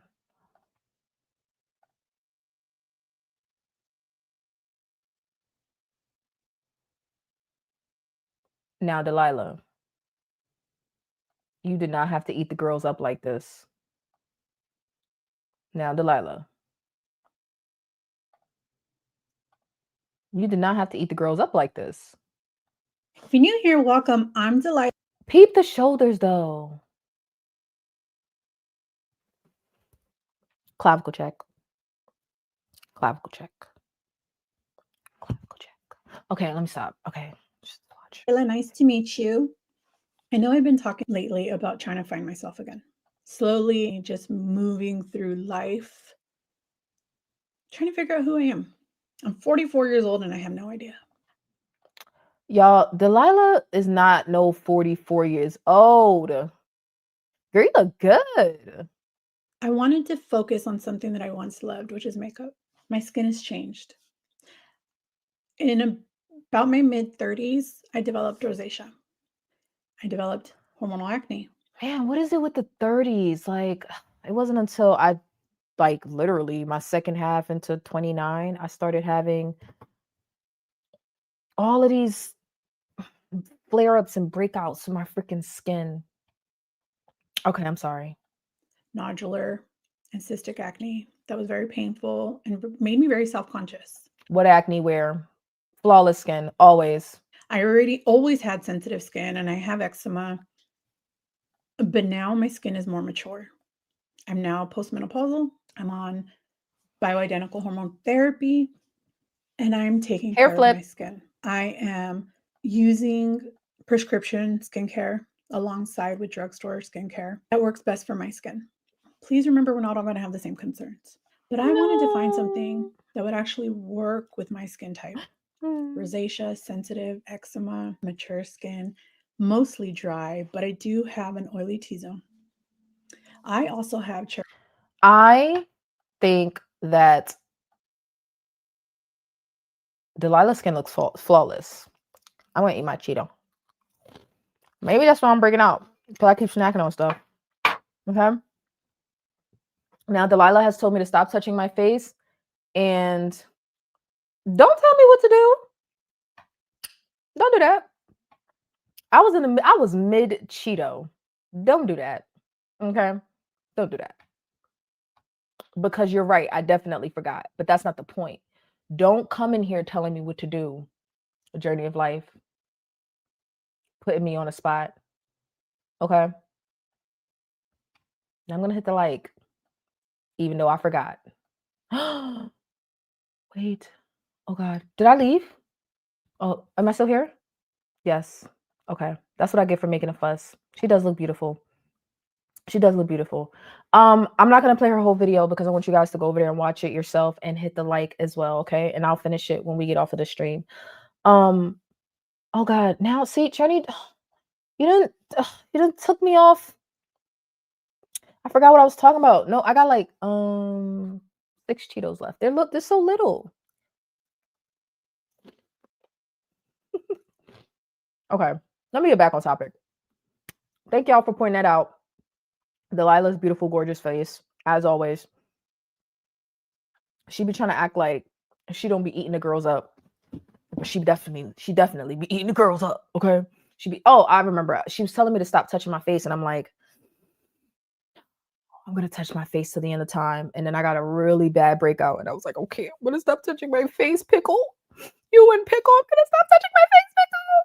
Okay. I'm still struggling, but I think that the stopping of the touching of the face has been working. Thanks, D. I've been in the deepest funk. I was desperate to find something to help drag my ass out and help. Okay, so we can talk about that. You like the thin ones, not the puffy. So for the white cheddar, I bought both because I didn't know which ones I was gonna like, and I opened the puffy first, and I liked them. So maybe I'll like the crunchy, maybe I won't. They're not as, it's not the same experience as having the full puffy yellow, orange, chemically nuclear reactive Cheetos. Okay, but they are good. They are good. Okay. So let's talk about this. Hold on. Let's see where we are with my notes. Like the stream if you haven't already. And I will definitely limit my dual streaming unless there's a reason for me to do it. Because as of right now, I don't like it and there's no reason for me to do it. But I wanted to see how it worked out. Okay, so let's get back to this shit is forever, and then we'll address Delilah's comment because I wanted to talk about that anyway. So no matter how I'm feeling mentally, no matter how I'm feeling emotionally, do y'all hear that train? You're disrupting my live stream. No matter how I'm feeling physically, no matter how I'm feeling spiritually, no matter how I'm feeling about anything ever at any point, if I want to continue to see gains, if I want to continue to see pounds lost, if I want to continue to see my body composition change and and adjust, and then when I get there, if I want to keep it, this is my life forever. And that's been a tough pill to swallow, meaning like it doesn't matter if I'm tired, I still got to do it. It doesn't matter if I'm out of time, I still got to manage to find time to come home and cook or meal prep. Talking about the fast food, it always comes down to time. But are we just buying food that doesn't even taste good just to save time? I don't know. I would have rather had my $7 from the breakfast at McDonald's and my $11 from dinner or lunch, whatever I was having on a different day. I would have rather just have my $20. Okay, I could have did something better with it or bought some much more tasty food. And it just, I don't know, it wasn't good. So at least if we're gonna eat out, we could at least pick things that taste good. And if the McDonald's does taste good, it may even taste different in different parts of the country. But if it does taste good, if it does taste good, then I'm pro enjoy your little bit of trash food. So eating fairly clean, I got to do that forever. Like there's no it's okay. I guess the point is I'm realizing that even when I get to my goal weight, I don't get a break. Like I still have to do this every goddamn day, and it has been exhausting. It's been exhausting living in a different mindset. It has been exhausting. It has been exhausting having to be accountable every single day, and then seeing the lack of results when I'm not accountable. So, for example, I have a really good week of doing the things that I'm supposed to do, and then I drop 2 pounds. And then I have a week of really not paying attention to what I'm supposed to be doing and eating fast food 3 times, and I gain weight. And it's like, see, that's what happens. It's like, see, you don't get a break. You don't get a no week. Okay. Like you don't get to not make this a thing that you just do every day as a new part of your lifestyle. I know we say these are lifestyle changes, but man, do we really know what that means? We can't do fat people stuff no more. Have y'all started to get rid of some of your fat behaviors? Only the bright orange. What, $20 on 2 meals? Yeah, I mean, you think that's a lot? I mean, $20 for 2 meals that I didn't enjoy. Mm-mm. I could have added $5 more to that and went and had that delicious chicken and French toast again, and it would have been worth every like, that was the type of place where, like, the prices didn't phase me because the food was so good. It was like, "Yes." Like, if my food's gonna be good, I'm willing to pay for it. The croissant bacon and cheddar cheese soufflé from Panera is the best breakfast. I don't think I've ever seen that before. I don't think I've ever seen that. Yeah, my life would improve so much if I could get the working out down. Yeah, it's a lot of work, but I'm down because it's gonna ultimately have me being a baddie in my 60s and 70s. Listen, let me explain something to you, nerd. Okay, I have a high standard to meet because my mom was a gym girly in her 40s, 50s, 60s. My dad is turning 69 this year, and this man hits the gym 5 days a week. I have a high standard to meet. I got big shoes to fill, okay? I got big shoes to fill. But it's like we're a little vain over here. So of course we want to be healthy, right? But like looking good is really the shit. Does anybody else agree? Like liking the way that you look and feeling good about how you look and feeling good in your skin is the shit.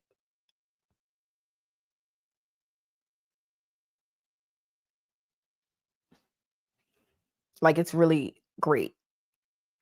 And I'm kind of annoyed that I got to work so hard at it. Like I'm kind of annoyed that like I got to work really like I got to work really really hard. Like yeah, I got good genes, okay?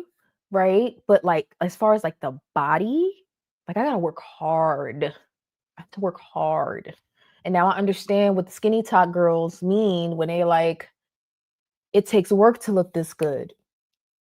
That's another thing. Like we take for granted the X fats.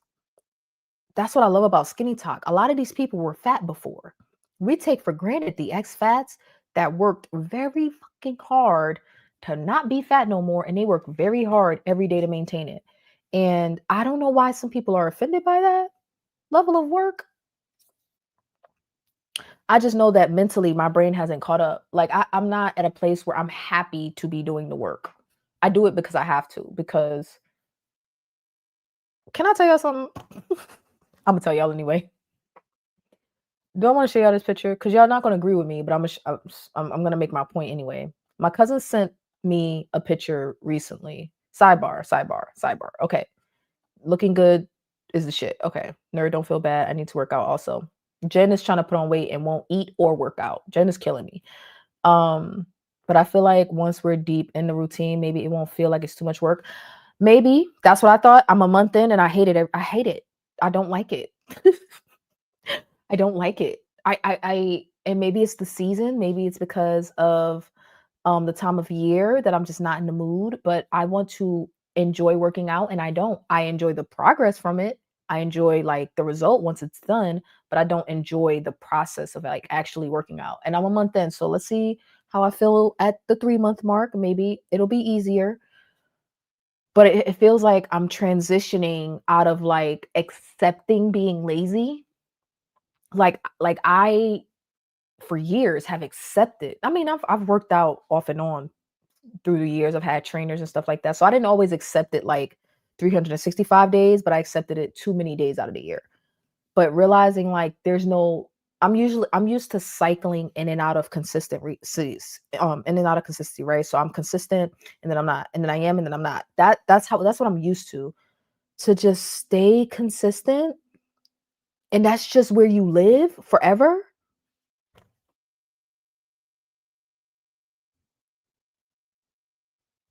Like this is just like I just gotta be consistent forever. Not be perfect, but live up to a standard of like I have to set a standard for myself forever to never go back to 242 pounds. It is an emotional roller coaster. Oh my gosh.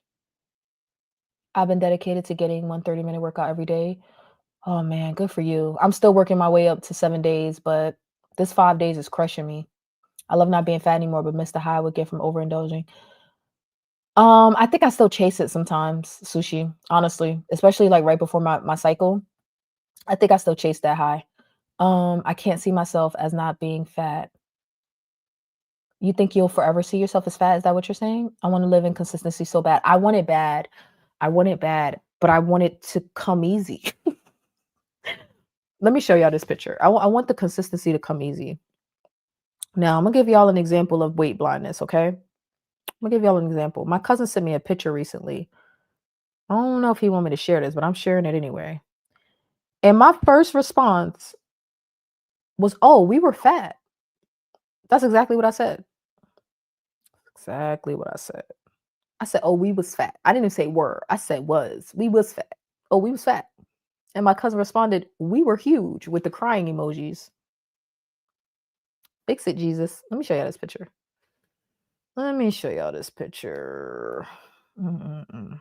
Where do I find these people? Where do I find these people? Okay. You couldn't tell us we weren't fire in these pictures. You couldn't tell us we weren't fire.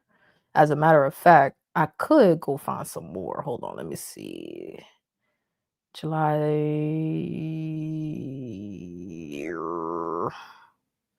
When did we take those pictures? Oh, there we go. I found it. Hold on. This is important, guys. This is important. This is important, I promise.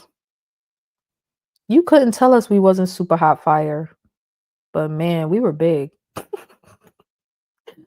Ooh, we was big. Ooh, we was big. Ooh, we was big. Ooh, we was big. How many of y'all look back at your older pictures like, what the fuck was I thinking?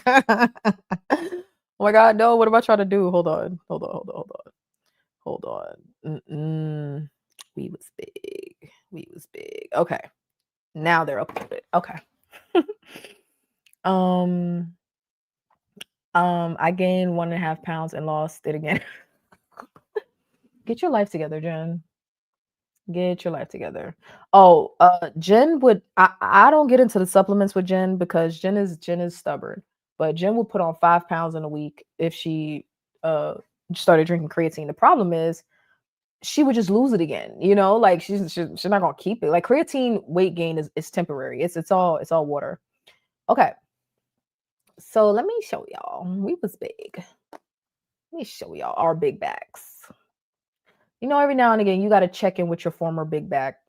Every now and again.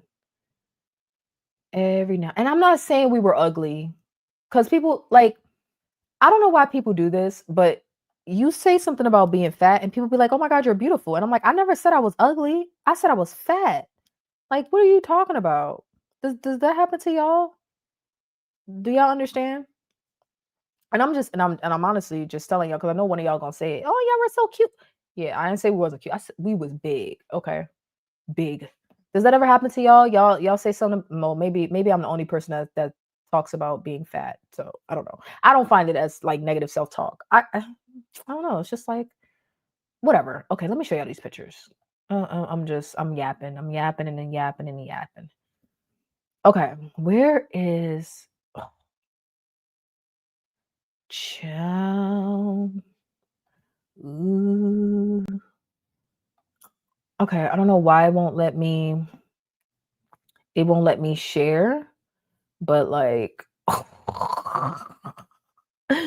he doesn't watch my live streams, so he's not gonna see this.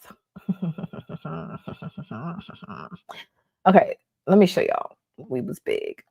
We was real big. Look at this. Look at this, guys. Look at us. Look how fat we were. Oh, I guess I would have to show y'all an after of my cousin to get a proper, so you can understand why this is a fat ass picture. Hold on, let me see.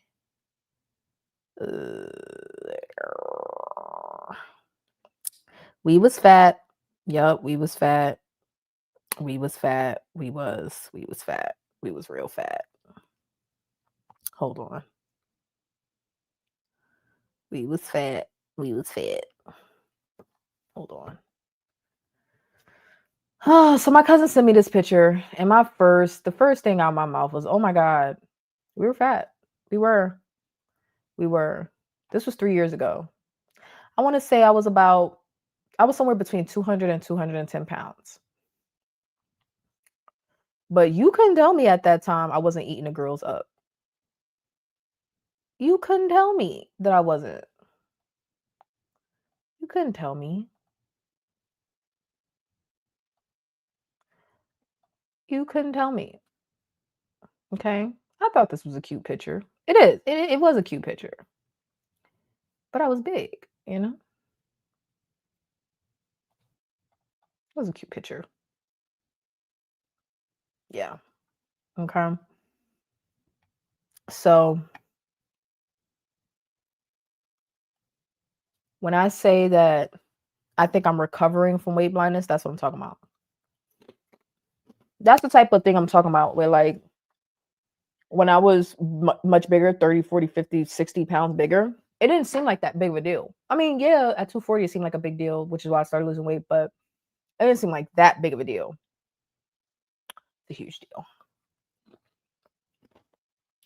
Doesn't happen to you when you say something about your weight and people are like, oh, but you're so pretty. And it's like, I never said I was ugly. Maybe that's just me.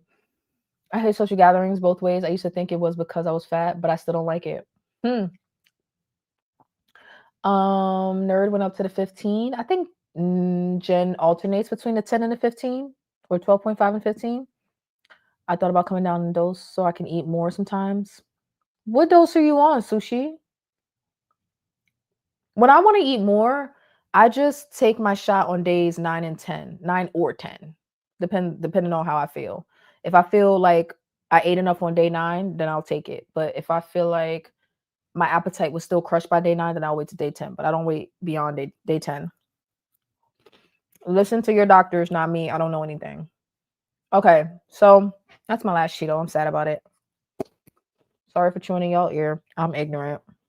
All right, so that's pretty much that's pretty much the end of that. I have something else that I want to go over, but as far as like how I've been feeling crappy. I have not been wanting to stick to what works, but I don't have a choice in the matter. Now, I'm kind of cycling in and out of consistency. So like I'll do really good for 1 week and then I'll have a crappy week. And then I'll do really good for 1 week and then I'll have a crappy week. It would be really nice to see what it's like to just be super consistent for a month, you know? And that's what I'm looking forward to in January. I'm not going to set it up as a Venetian 30 because it's not a challenge. This is just a change that I'm trying to make, and I want it to stick, right? So I want to be able to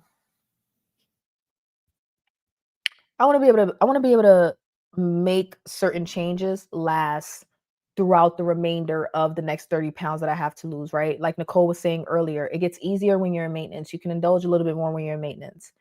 I feel like, you know what's so crazy? With the way that I'm going now, I feel like I will have a very simple, not simple, but like, I feel like I'm going to be okay with maintenance, right? Like, I think I can do maintenance really well. It's the losing that's hard. The losing of the weight is actually quite diabolical. So that's where I'm at. Your girl is stressed out, but I'm hanging in there. And I've lost 5 pounds since having my trainer. I haven't taken any after photos yet because it's only been a month, but I'm thinking about doing that this weekend. I don't know if 5 pounds is enough. I don't know if 5 pounds is enough of a difference to take progress photos. The picture on the thumbnail was from when I was the before photo when I started working out. So I have to take another photo for the after. Um, okay, I'm still listening, just finishing my skincare. Okay. Um, Sidebar about the skincare, y'all. I've been using snail mucin lately. I dig it. I like it a lot. I really like it. Shout out to Cheeseburger Daddy. Thank you for falling out of the clouds. I've been on Zepbound for a year and 3 months, and I've lost almost 150 pounds in a year. Wow. I started at 380 and I'm currently 249 pounds. Congratulations. My goal is to get down to 220. The grind is tough, but it's definitely worth it. How tall are you, Cheeseburger Daddy? Wait, let me guess. Your goal is 220. Never mind, I can't guess. It's easier with the women. Because women tend to be more of the like similar heights, like tend to be like 5'8" or shorter, between 5 foot 5'8". It's a little harder with the men. Well, I don't know if cheeseburger daddy could be a woman. I don't know. But yeah, tell us your height if you don't mind, because your goal is 220, so you have to be pretty tall, right? Six. Oh, I was gonna say 6'3". I should have just said it. I would have been close. Okay. Yeah, I work out 5 days a week. I'm 6'2". Okay. I'm about to get all up in your business real quick. Let me pull up a BMI calculator. I'm about to get all up in your beeswax. Okay, so what do you think that looks like as far as composition? Do you have any particular composition goals, or like, so how did you come to the number 220? How did you come to that? I'm about to get all up in your business. I'm gonna pull out a BMI calculator, um, because I like to know how people decided on their goal weights. And I'm just gonna put a random age because I don't really think it matters that much. 6'2", 220. Let's see. Okay, you know what? I'm gonna let you slide. I'm gonna let you slide because you're tall. So I was looking to see if your goal would put you into normal weight, overweight, or obese. I be picking on people that pick goal weights that keep them obese, but yours puts you in the overweight category. So if most of that is muscle, then let me mind my business. That's what I get for being nosy. That's what I get. So that'll be a BMI of 28.2. So you want to tell us how you came up with 220 pounds as your goal? And thank you so much for commenting. 150 pounds in a year, in 15 months is, what am I doing wrong? What am I doing wrong? I'm gonna be that girl. I'm gonna be that person. I'm gonna be that person. What am I doing wrong? Like, how are people losing 100, 150 pounds in a year? What's happening? What is your muscle like? I only started Zepbound because my wife started it. I wanted to get down to playing weight back when I was in high school. Football or you said playing weight. I'm gonna assume you meant football. I'm nosy. I'm all up in your business. Okay, so you wanted to get back down to your high school weight. Well, I'm officially back at my early high school weight. I was a little bit lower in my senior year, about 10 pounds from where I'm at now, but I am back at my high school weight. Okay, so So if you make, so you said you're at 249, so you're within 19 pounds of your goal. Have you considered whether or not like 220 would potentially be your final goal, or like whether or not you think you would keep losing? Cause like we're a little vain over here if you're new. So when people say, "Oh, it's not about vanity," for us, it is. Some of us, like for some of us, like part of it is vanity. Okay, the other part is health, but the other part is vanity. So some of us have particular goals about what size we want to be for whatever particular reason. Now, for me, my thing is I want zero back fat. I want to be able to. Now, this is not why I'm losing weight, okay? But since I am losing weight, I may as well get what I want out of it. Okay. So let me catch you up to speed, cheeseburger daddy. Okay. So for me, right? Because I'm super vain, right? I've lost 69 pounds, right? But I still got back fat. Okay. I'm 5'3". I'm 173 pounds, but I should be closer to about 130, 135. 140 is pushing it. Okay. So my goal is 142 pounds because that's an even 100 pounds down from my starting weight of 242. But because I'm vain, if I get there and I still got a pinch of back fat, I'm not. I'm gonna keep losing. I'm gonna keep losing. Okay, I'm just gonna keep going. Off topic. I was watching a video about turning your rim pulse scale into athletic mode, and it got the close to their DEXA scan result. I don't know what scale I got. What scale do I have? Subscription converted. Hold on. What scale do I have? I don't know what scale I have. Hold on. Scale. I have the my travel one is the Renfo, but my full size scale is Etexity. Etexity, I think that's how you pronounce it. I'm 5'10". Oh my god, you're so tall. Gosh. Nerd, you cannot sit with us. You gotta go sit with Jen. You're tall. My dog told me to get down to 180, 190 and stop. 20, 25 to 27 BMI. I'm hovering at 188, but I want to gain 5 to 10 in muscle. I'm pear shaped. Why did your doctor tell you to? I'm just curious. What was the reasoning behind your doctor telling you to stop? Um, yeah, all I eat is protein and drink water, hydrate. Once I reach my goal, I'm going to keep going until my doctor says that's enough. I also changed my diet. I went from meat eating to almost completely vegan. Okay, so how do you get your protein now that you're vegan? Okay, so I am not. I am the pot calling the kettle black here because I picked my goal based on the BMI. That's how I picked my original goal because I wanted to get within a normal weight based on the BMI. This is the first that I'm hearing two people back to back say, or at all, but it's ironic that it happened back to back. Two people saying um, that you're losing weight until your doctor says so. Well, what is your what numbers are like? What standard is your not standard, but like how is your doctor determining when you should stop losing weight? Are they using BMI too? I look pretty slim based on my body type, but maybe it was because I recall being 190 as a high school senior. How many people here have reached their high school weight? How many people have surpassed their high school weight?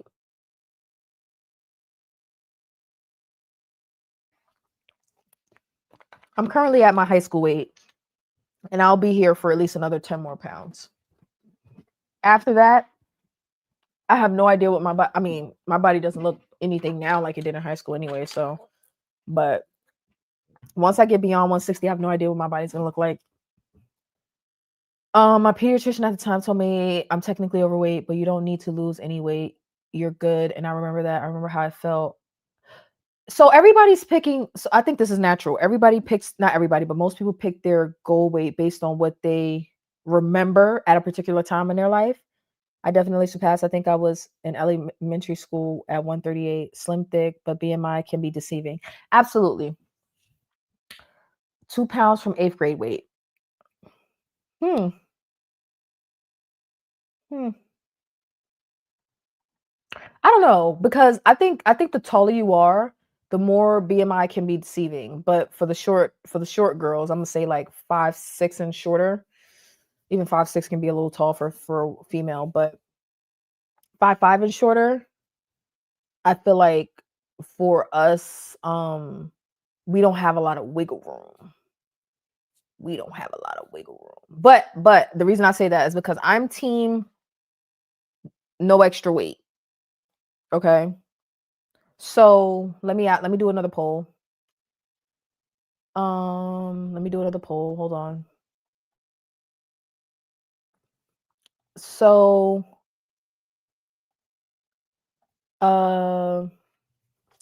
so when it comes to your goal weight, how much excess weight are you willing to carry?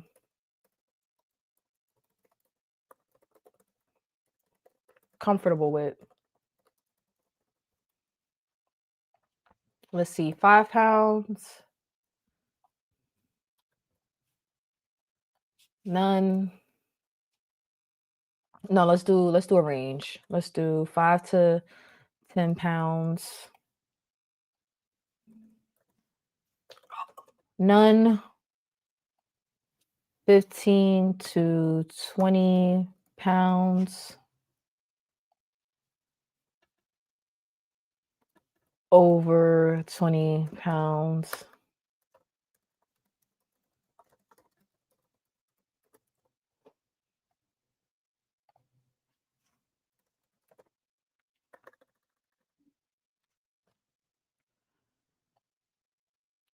Okay. So, how much excess weight are you comfortable with carrying, right? So if you know what your ideal weight is for your height, are you comfortable with, stopping within 5 to 10 pounds of that? You don't want any extra weight. You either want to be at your ideal weight or lower. 15 to 20 pounds of extra weight. And the last one is you're willing to be over 20 pounds like of extra weight as long as you look good. Feel good, look good. I think body roundness index is something we should be thinking about. What is that? Let's see. Body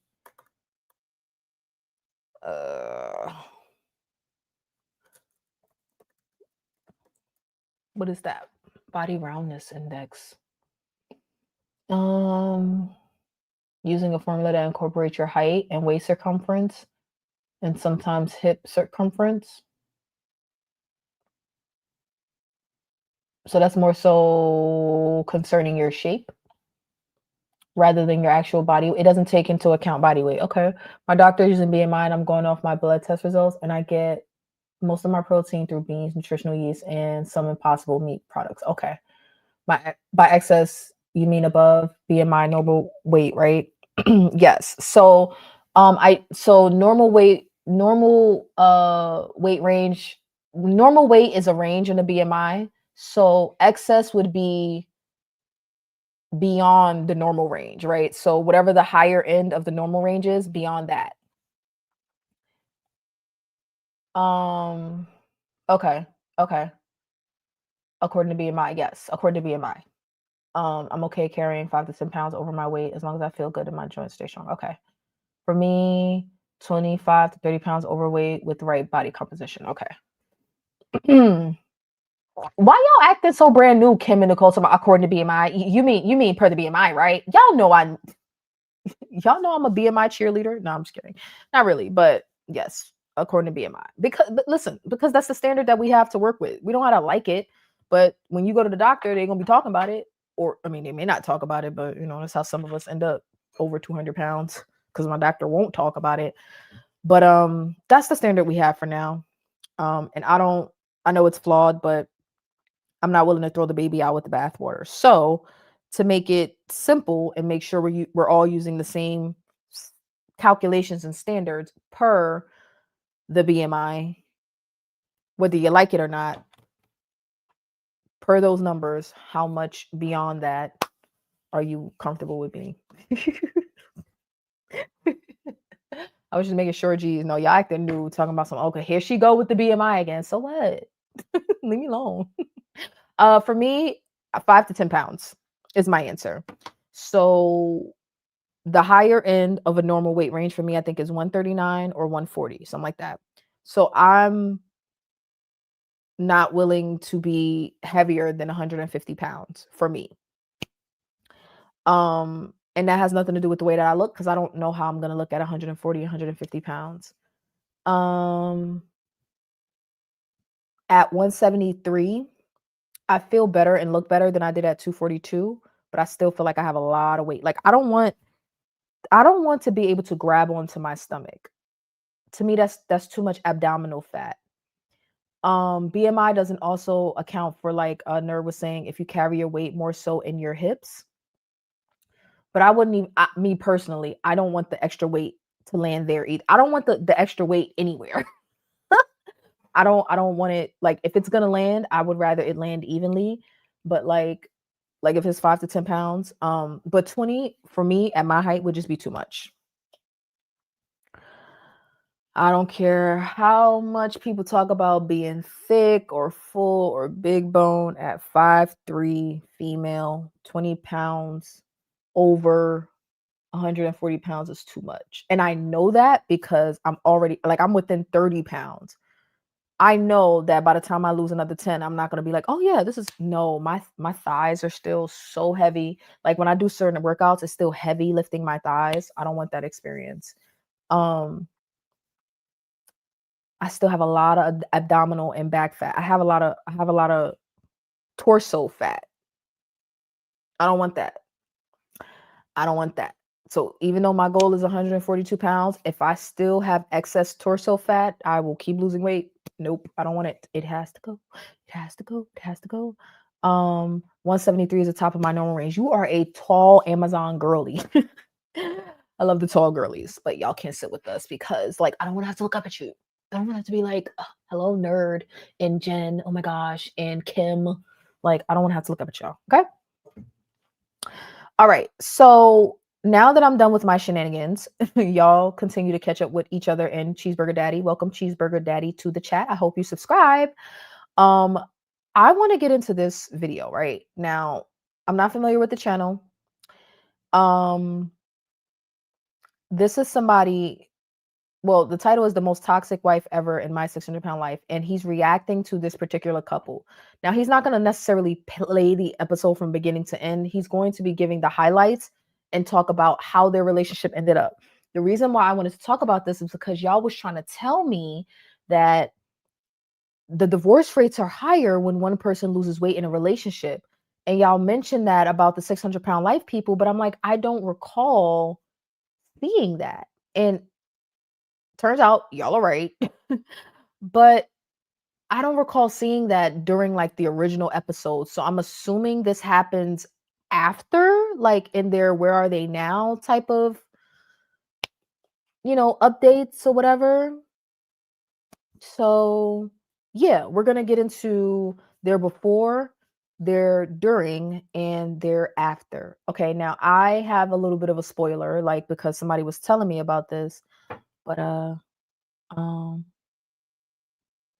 on.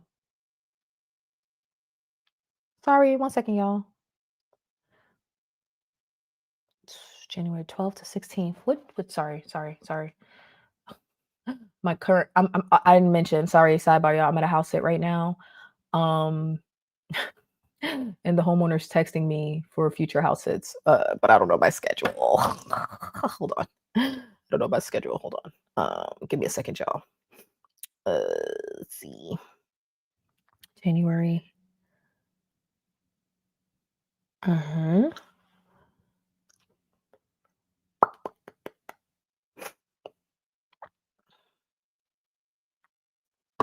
Yep, let's do it.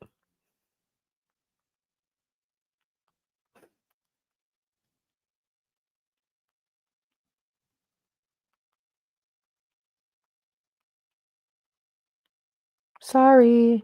Let me make sure because I need to be back in Raleigh anyway to see a dermatologist. So that would work out really well. I don't want to go to the doctor in South Carolina. I don't wanna. Okay. Yeah, let's go. See, my dad had no faith in me. I told him out after my January house sit, I told him I was gonna sit my behind down in South Carolina. He's like, right, you always say that. I'm like, no, I mean it this time. He's like, right, you always say that. And yeah, here we go. He was right. I was watching this exact episode this AM and was so pissed. Wait, no, no, no, don't spoil it. Okay, it's kind of spoiled for me, but not completely. Hi, Alexis. Hello, Alexis. It's so good to see you, girl. Quit coming after people with 10 gotcha before you're being involved. What are you talking? What are you guys talking about? Oh my gosh. Um, Oh, thank you. Thank you so much. Thank you so much. My hair, this is the only time y'all gonna see it. Well, not the only time, but it's not gonna be like this tomorrow. Okay. I got some clip-ins. So I'm gonna have a little bit of length tomorrow. Oh, let me before we do this, let me show y'all one thing. Okay, hold on. Let me show y'all one thing. Who was here? Were any of you, do I have any OGs here? Were any of you here when I did the video about me losing my hair on Zepbound? Let's see. Where's my balding video? Losing my hair. It's been 28 weeks since I started compound tirzepatide, and y'all, I'm going bald. This is not a drill. I am low key losing my shit over here because I recently discovered some significant hair loss. And I'm wondering if this is a side effect of the medication, is it my weight loss, or is it a medical condition?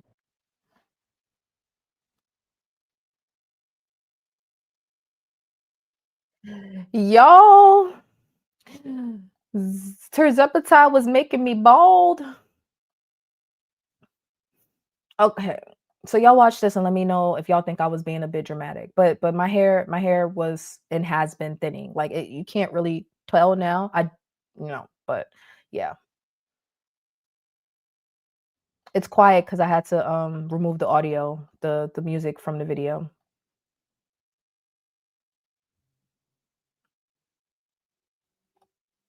I was going bald.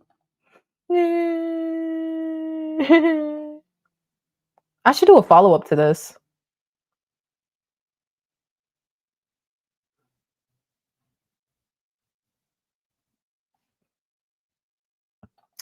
Oh wow, I haven't used Wild Growth in a long time. You too? What'd you do about it? I just gave up. I stopped trying.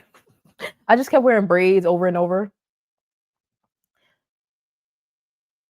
Oh, ooh, ooh. I forgot he cut my hair. Oh gosh. Oh Lord. Oh, oh Lord.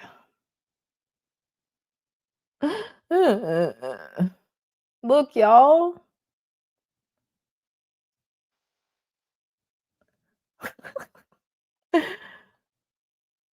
Oh, that was me doing my hair. Yeah, okay. So hold on, let me go back a little bit. I still have a little bit, not a little bit. I have thinning going on. Um, let's see.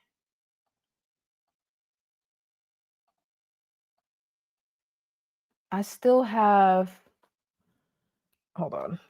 I don't have a comb. I don't have a comb. I don't have a comb. But like you can see, right? Like I have a whole lot of thinning.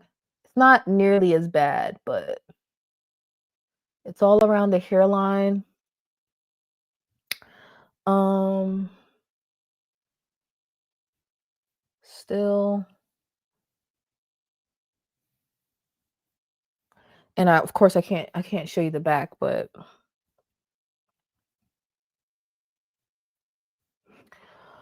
yeah. I mean, it's better. It's gotten better, but yeah, I just wanted to show y'all that real quick because I never actually wear my hair out on the stream. Um, but yeah. I ain't never gonna have no edges. Eli Lilly added hair loss as a side effect. Guess who's still gonna pay $450 a month to be skinny? Skinny and bald. Skinny and bald. I think I said that in the video too. Like, I guess I'm gonna just be skinny and bald. I think I said that in the video. Okay, now we can get to the issue. From sleeping in separate beds. Okay, yes. Okay.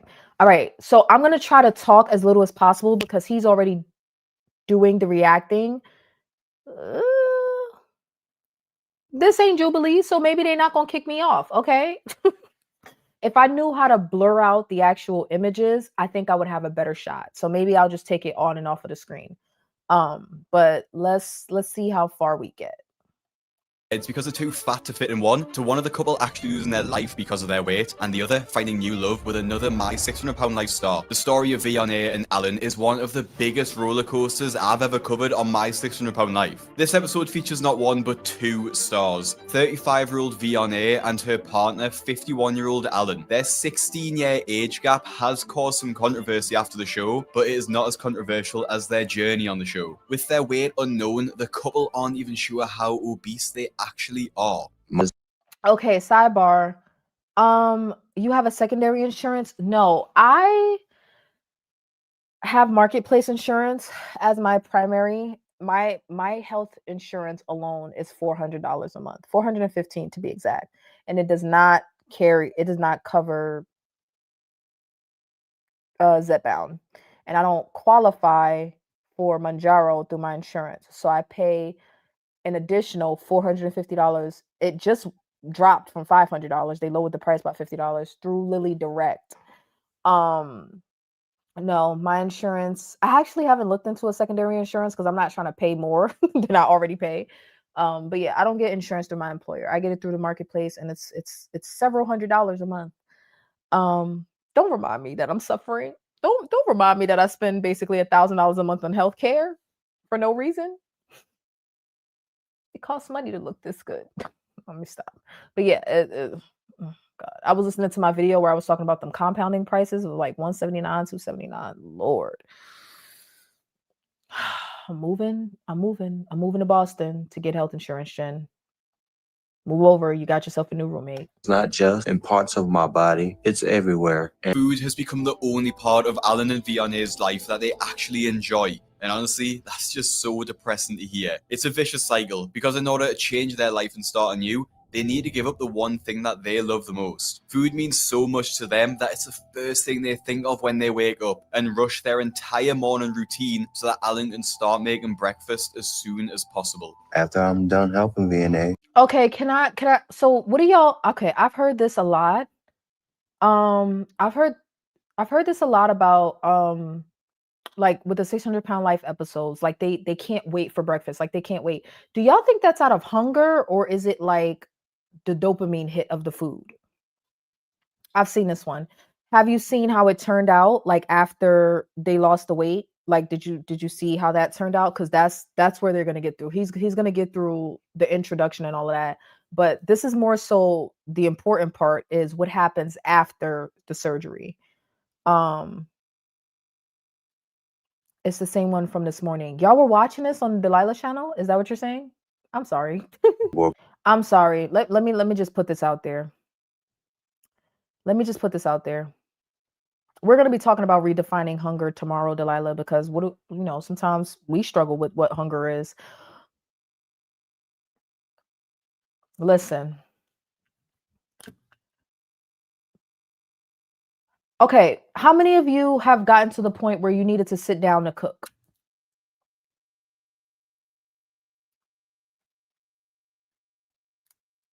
How many? I mean, if you don't want to tell me, you don't have to. The reason that I'm asking is because, like, we all got too heavy, right? Otherwise, we wouldn't be sitting here talking about it. And when we think back, it's like, okay, at what point should I have known, like, okay, this is way too much weight? Sitting down to cook is a sign of like losing your mobility to me. So if that's not too much, then what is? You know what I mean? When I couldn't walk a couple of miles without needing a break, I knew it was too much. Like I knew it was time. Because where I lived at the time, I was always in a car, so I didn't have to walk very often, so it wasn't noticeable to me. But when I got to the point where I was doing an activity that required a lot of walking, and I was like, it was hard for me. Yeah, I knew it was time.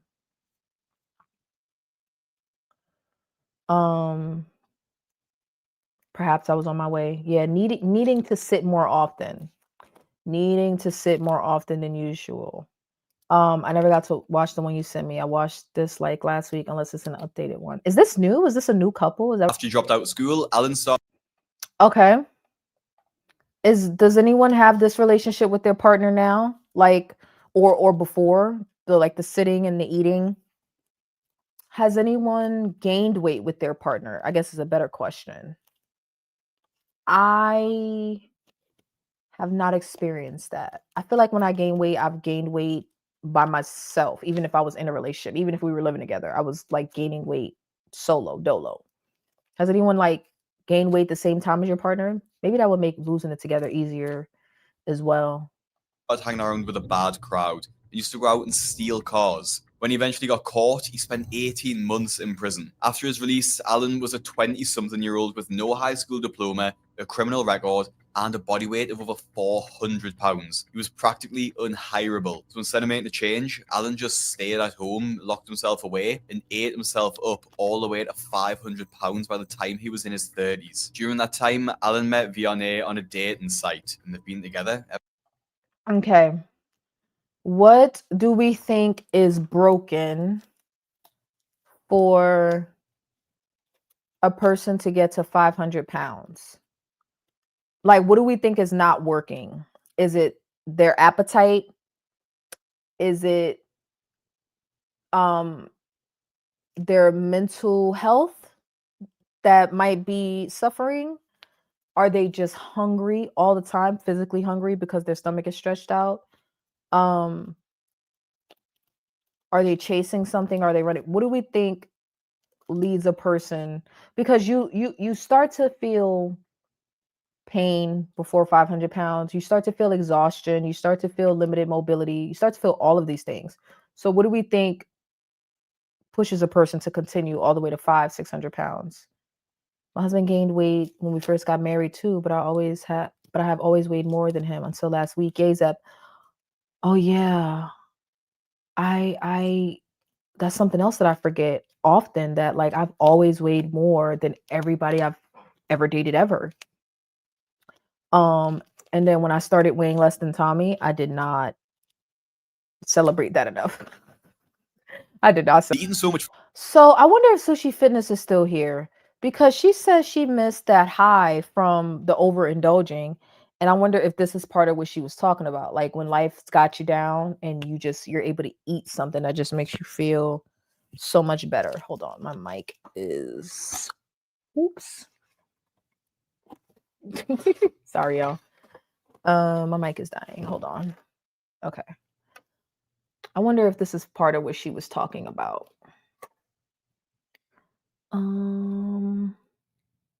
Yes, let's switch. I should have went off camera for this. I'm a hot goddamn mess. Okay. Let me know if you guys can hear me. Should be able to hear me just fine. Okay. All right. Let's continue. food together in the name of happiness, when really, how happy can you be living like that? They don't ever leave the house, they don't have carers, and they don't have careers, and really, they've just got nothing going on in their life. But for them, food has outweighed the need for all of that. Until now, really, as Alan's become increasingly aware of the damage he's causing to his body. For Vianney, growing up wasn't easy either, and her traumatic upbringing has a huge impact on her. Oh, okay. So she was talking about how her life is miserable and the food is just what makes it better, right? Like, so just looking forward to a meal that's super satisfying. And I was asking, like, is that somewhat related to like what you were saying? As far as like missing that feeling of overindulging, is it that emotional aspect too of like when life is just not lifing and you get to feel the feels of, that endorphin rush from the overindulging? That's what I was asking Relationship about. with food. My mother was But you know what? The equivalent to that for someone my size, or something that I would have done, is eat like 1,500 calories in a meal.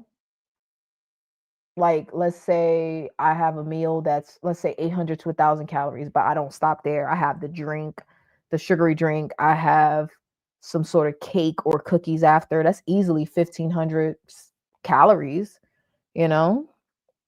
But for them, it's 10,000. It's, oh my God, wow. They probably have a combination of actual hunger and head hunger. Eating is such a large part of their life. Emotional eating, yeah. I'm sure there is a true sense of loss without it. Absolutely. I've seen that a lot on the show, where people get devastated and depressed when they get the surgery and they can't eat anymore. So I'm really interested to see, like, after all of this. I didn't realize he was going to go this depth into the actual story, this deep. I know I can make. The next day, Vianney knows that she has to sit in the car for at least 6 to 7 hours to make some good progress to get to Houston. But after only another short distance, she's already in a lot of pain. I'm really exhausted. And I am in so much pain. You in pain, baby? My leg is just hurting me so bad. I'm just so over it already. Like, I just want to be there. You can tell it's been years that Vianney has ever had to push herself. Has been inside for over 10 years, eating herself up to 600 pounds, has caused her to feel uncomfortable at the slightest inconvenience. On the motorway, things go from bad to worse. You know what's so crazy about him saying that? As I sit here and look for something on Uber Eats, listen, judge somebody else. I didn't know how to say it, but I was thinking that. He said she's so uncomfortable at the slightest inconvenience. I was trying to figure out the way to express that because I didn't have the words. I'm like, she's complaining. Like, okay, I get it. They get into a car, 2 hours in, she's ready to stop. I've seen it plenty of times throughout the show. They're in pain, they're stressed out, they're ready to eat. But there's also this element of like, you're not even willing to try to like be uncomfortable. You know what I mean? And like it's a mental thing, right? Like you're not ready to not live in your comfort zone. You're not ready to be put outside of that comfort zone. And I see that in her. And I think he put it in a very, you know, articulate way. As Vianney's mattress goes flying off the back of their pickup and into oncoming traffic. It's like, Alan, what happened? Did that mattress fell off? We got to pull over. Oh, okay. So here's okay. It flew down the interstate, Jen. I guess they could have. I mean, how could they have? I don't know. Maybe they could have gone back for it. Maybe got ran over by the semi. Yeah, how could they? No, I don't think they would have been able to pick it up in moving traffic. Okay.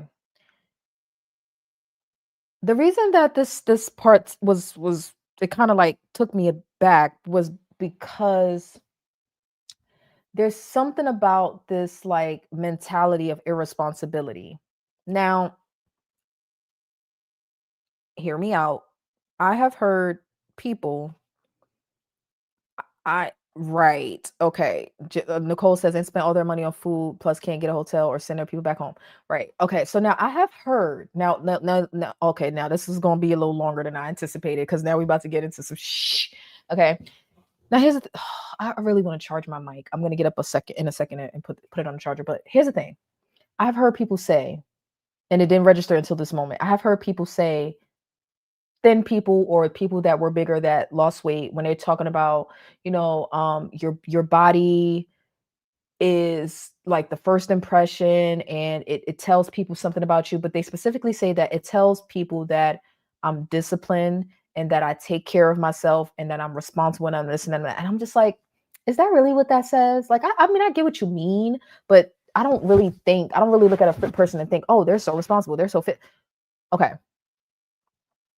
This couple is clearly irresponsible, right? And you can be irresponsible at any size, but there's something about this level of like ignorance that's like it's reflecting as a pattern throughout their relationship. Does that like it's supposed to be two heads are better than one? How did they both mess this up? How did they both get this wrong? How did they both get this wrong? You know what I mean? So it's like there's not a whole lot of responsibility between the two of them. And typically at least one person is more responsible than the other. Why would they not the couple go all the way with no money? Them too.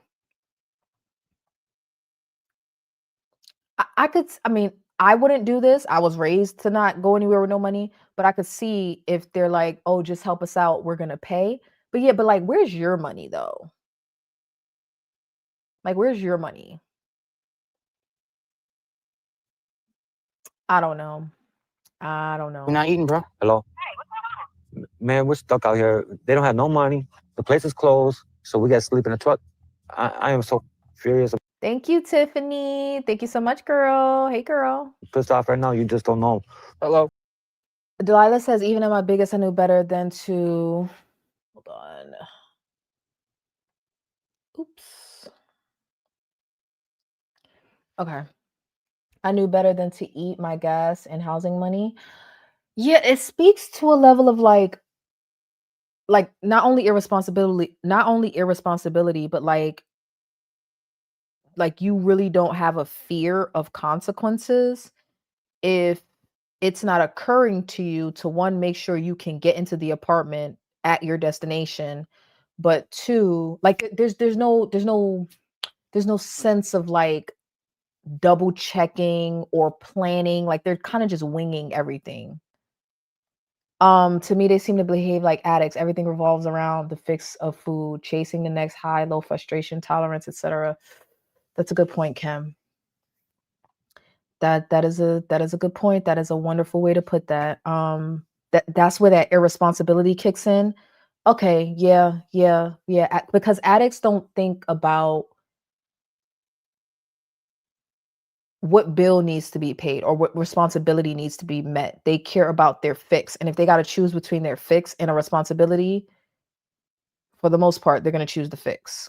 And for them, the fix is food.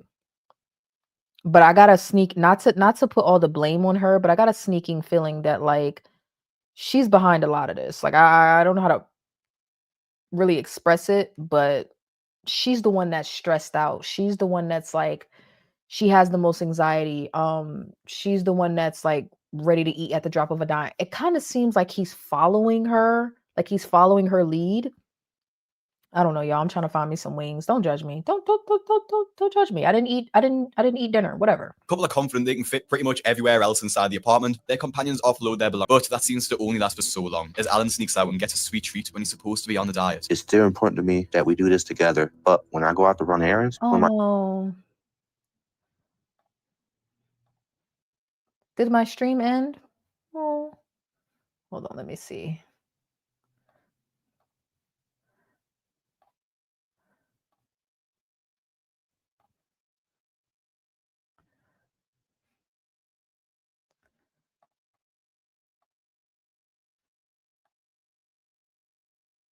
Am I still here, guys?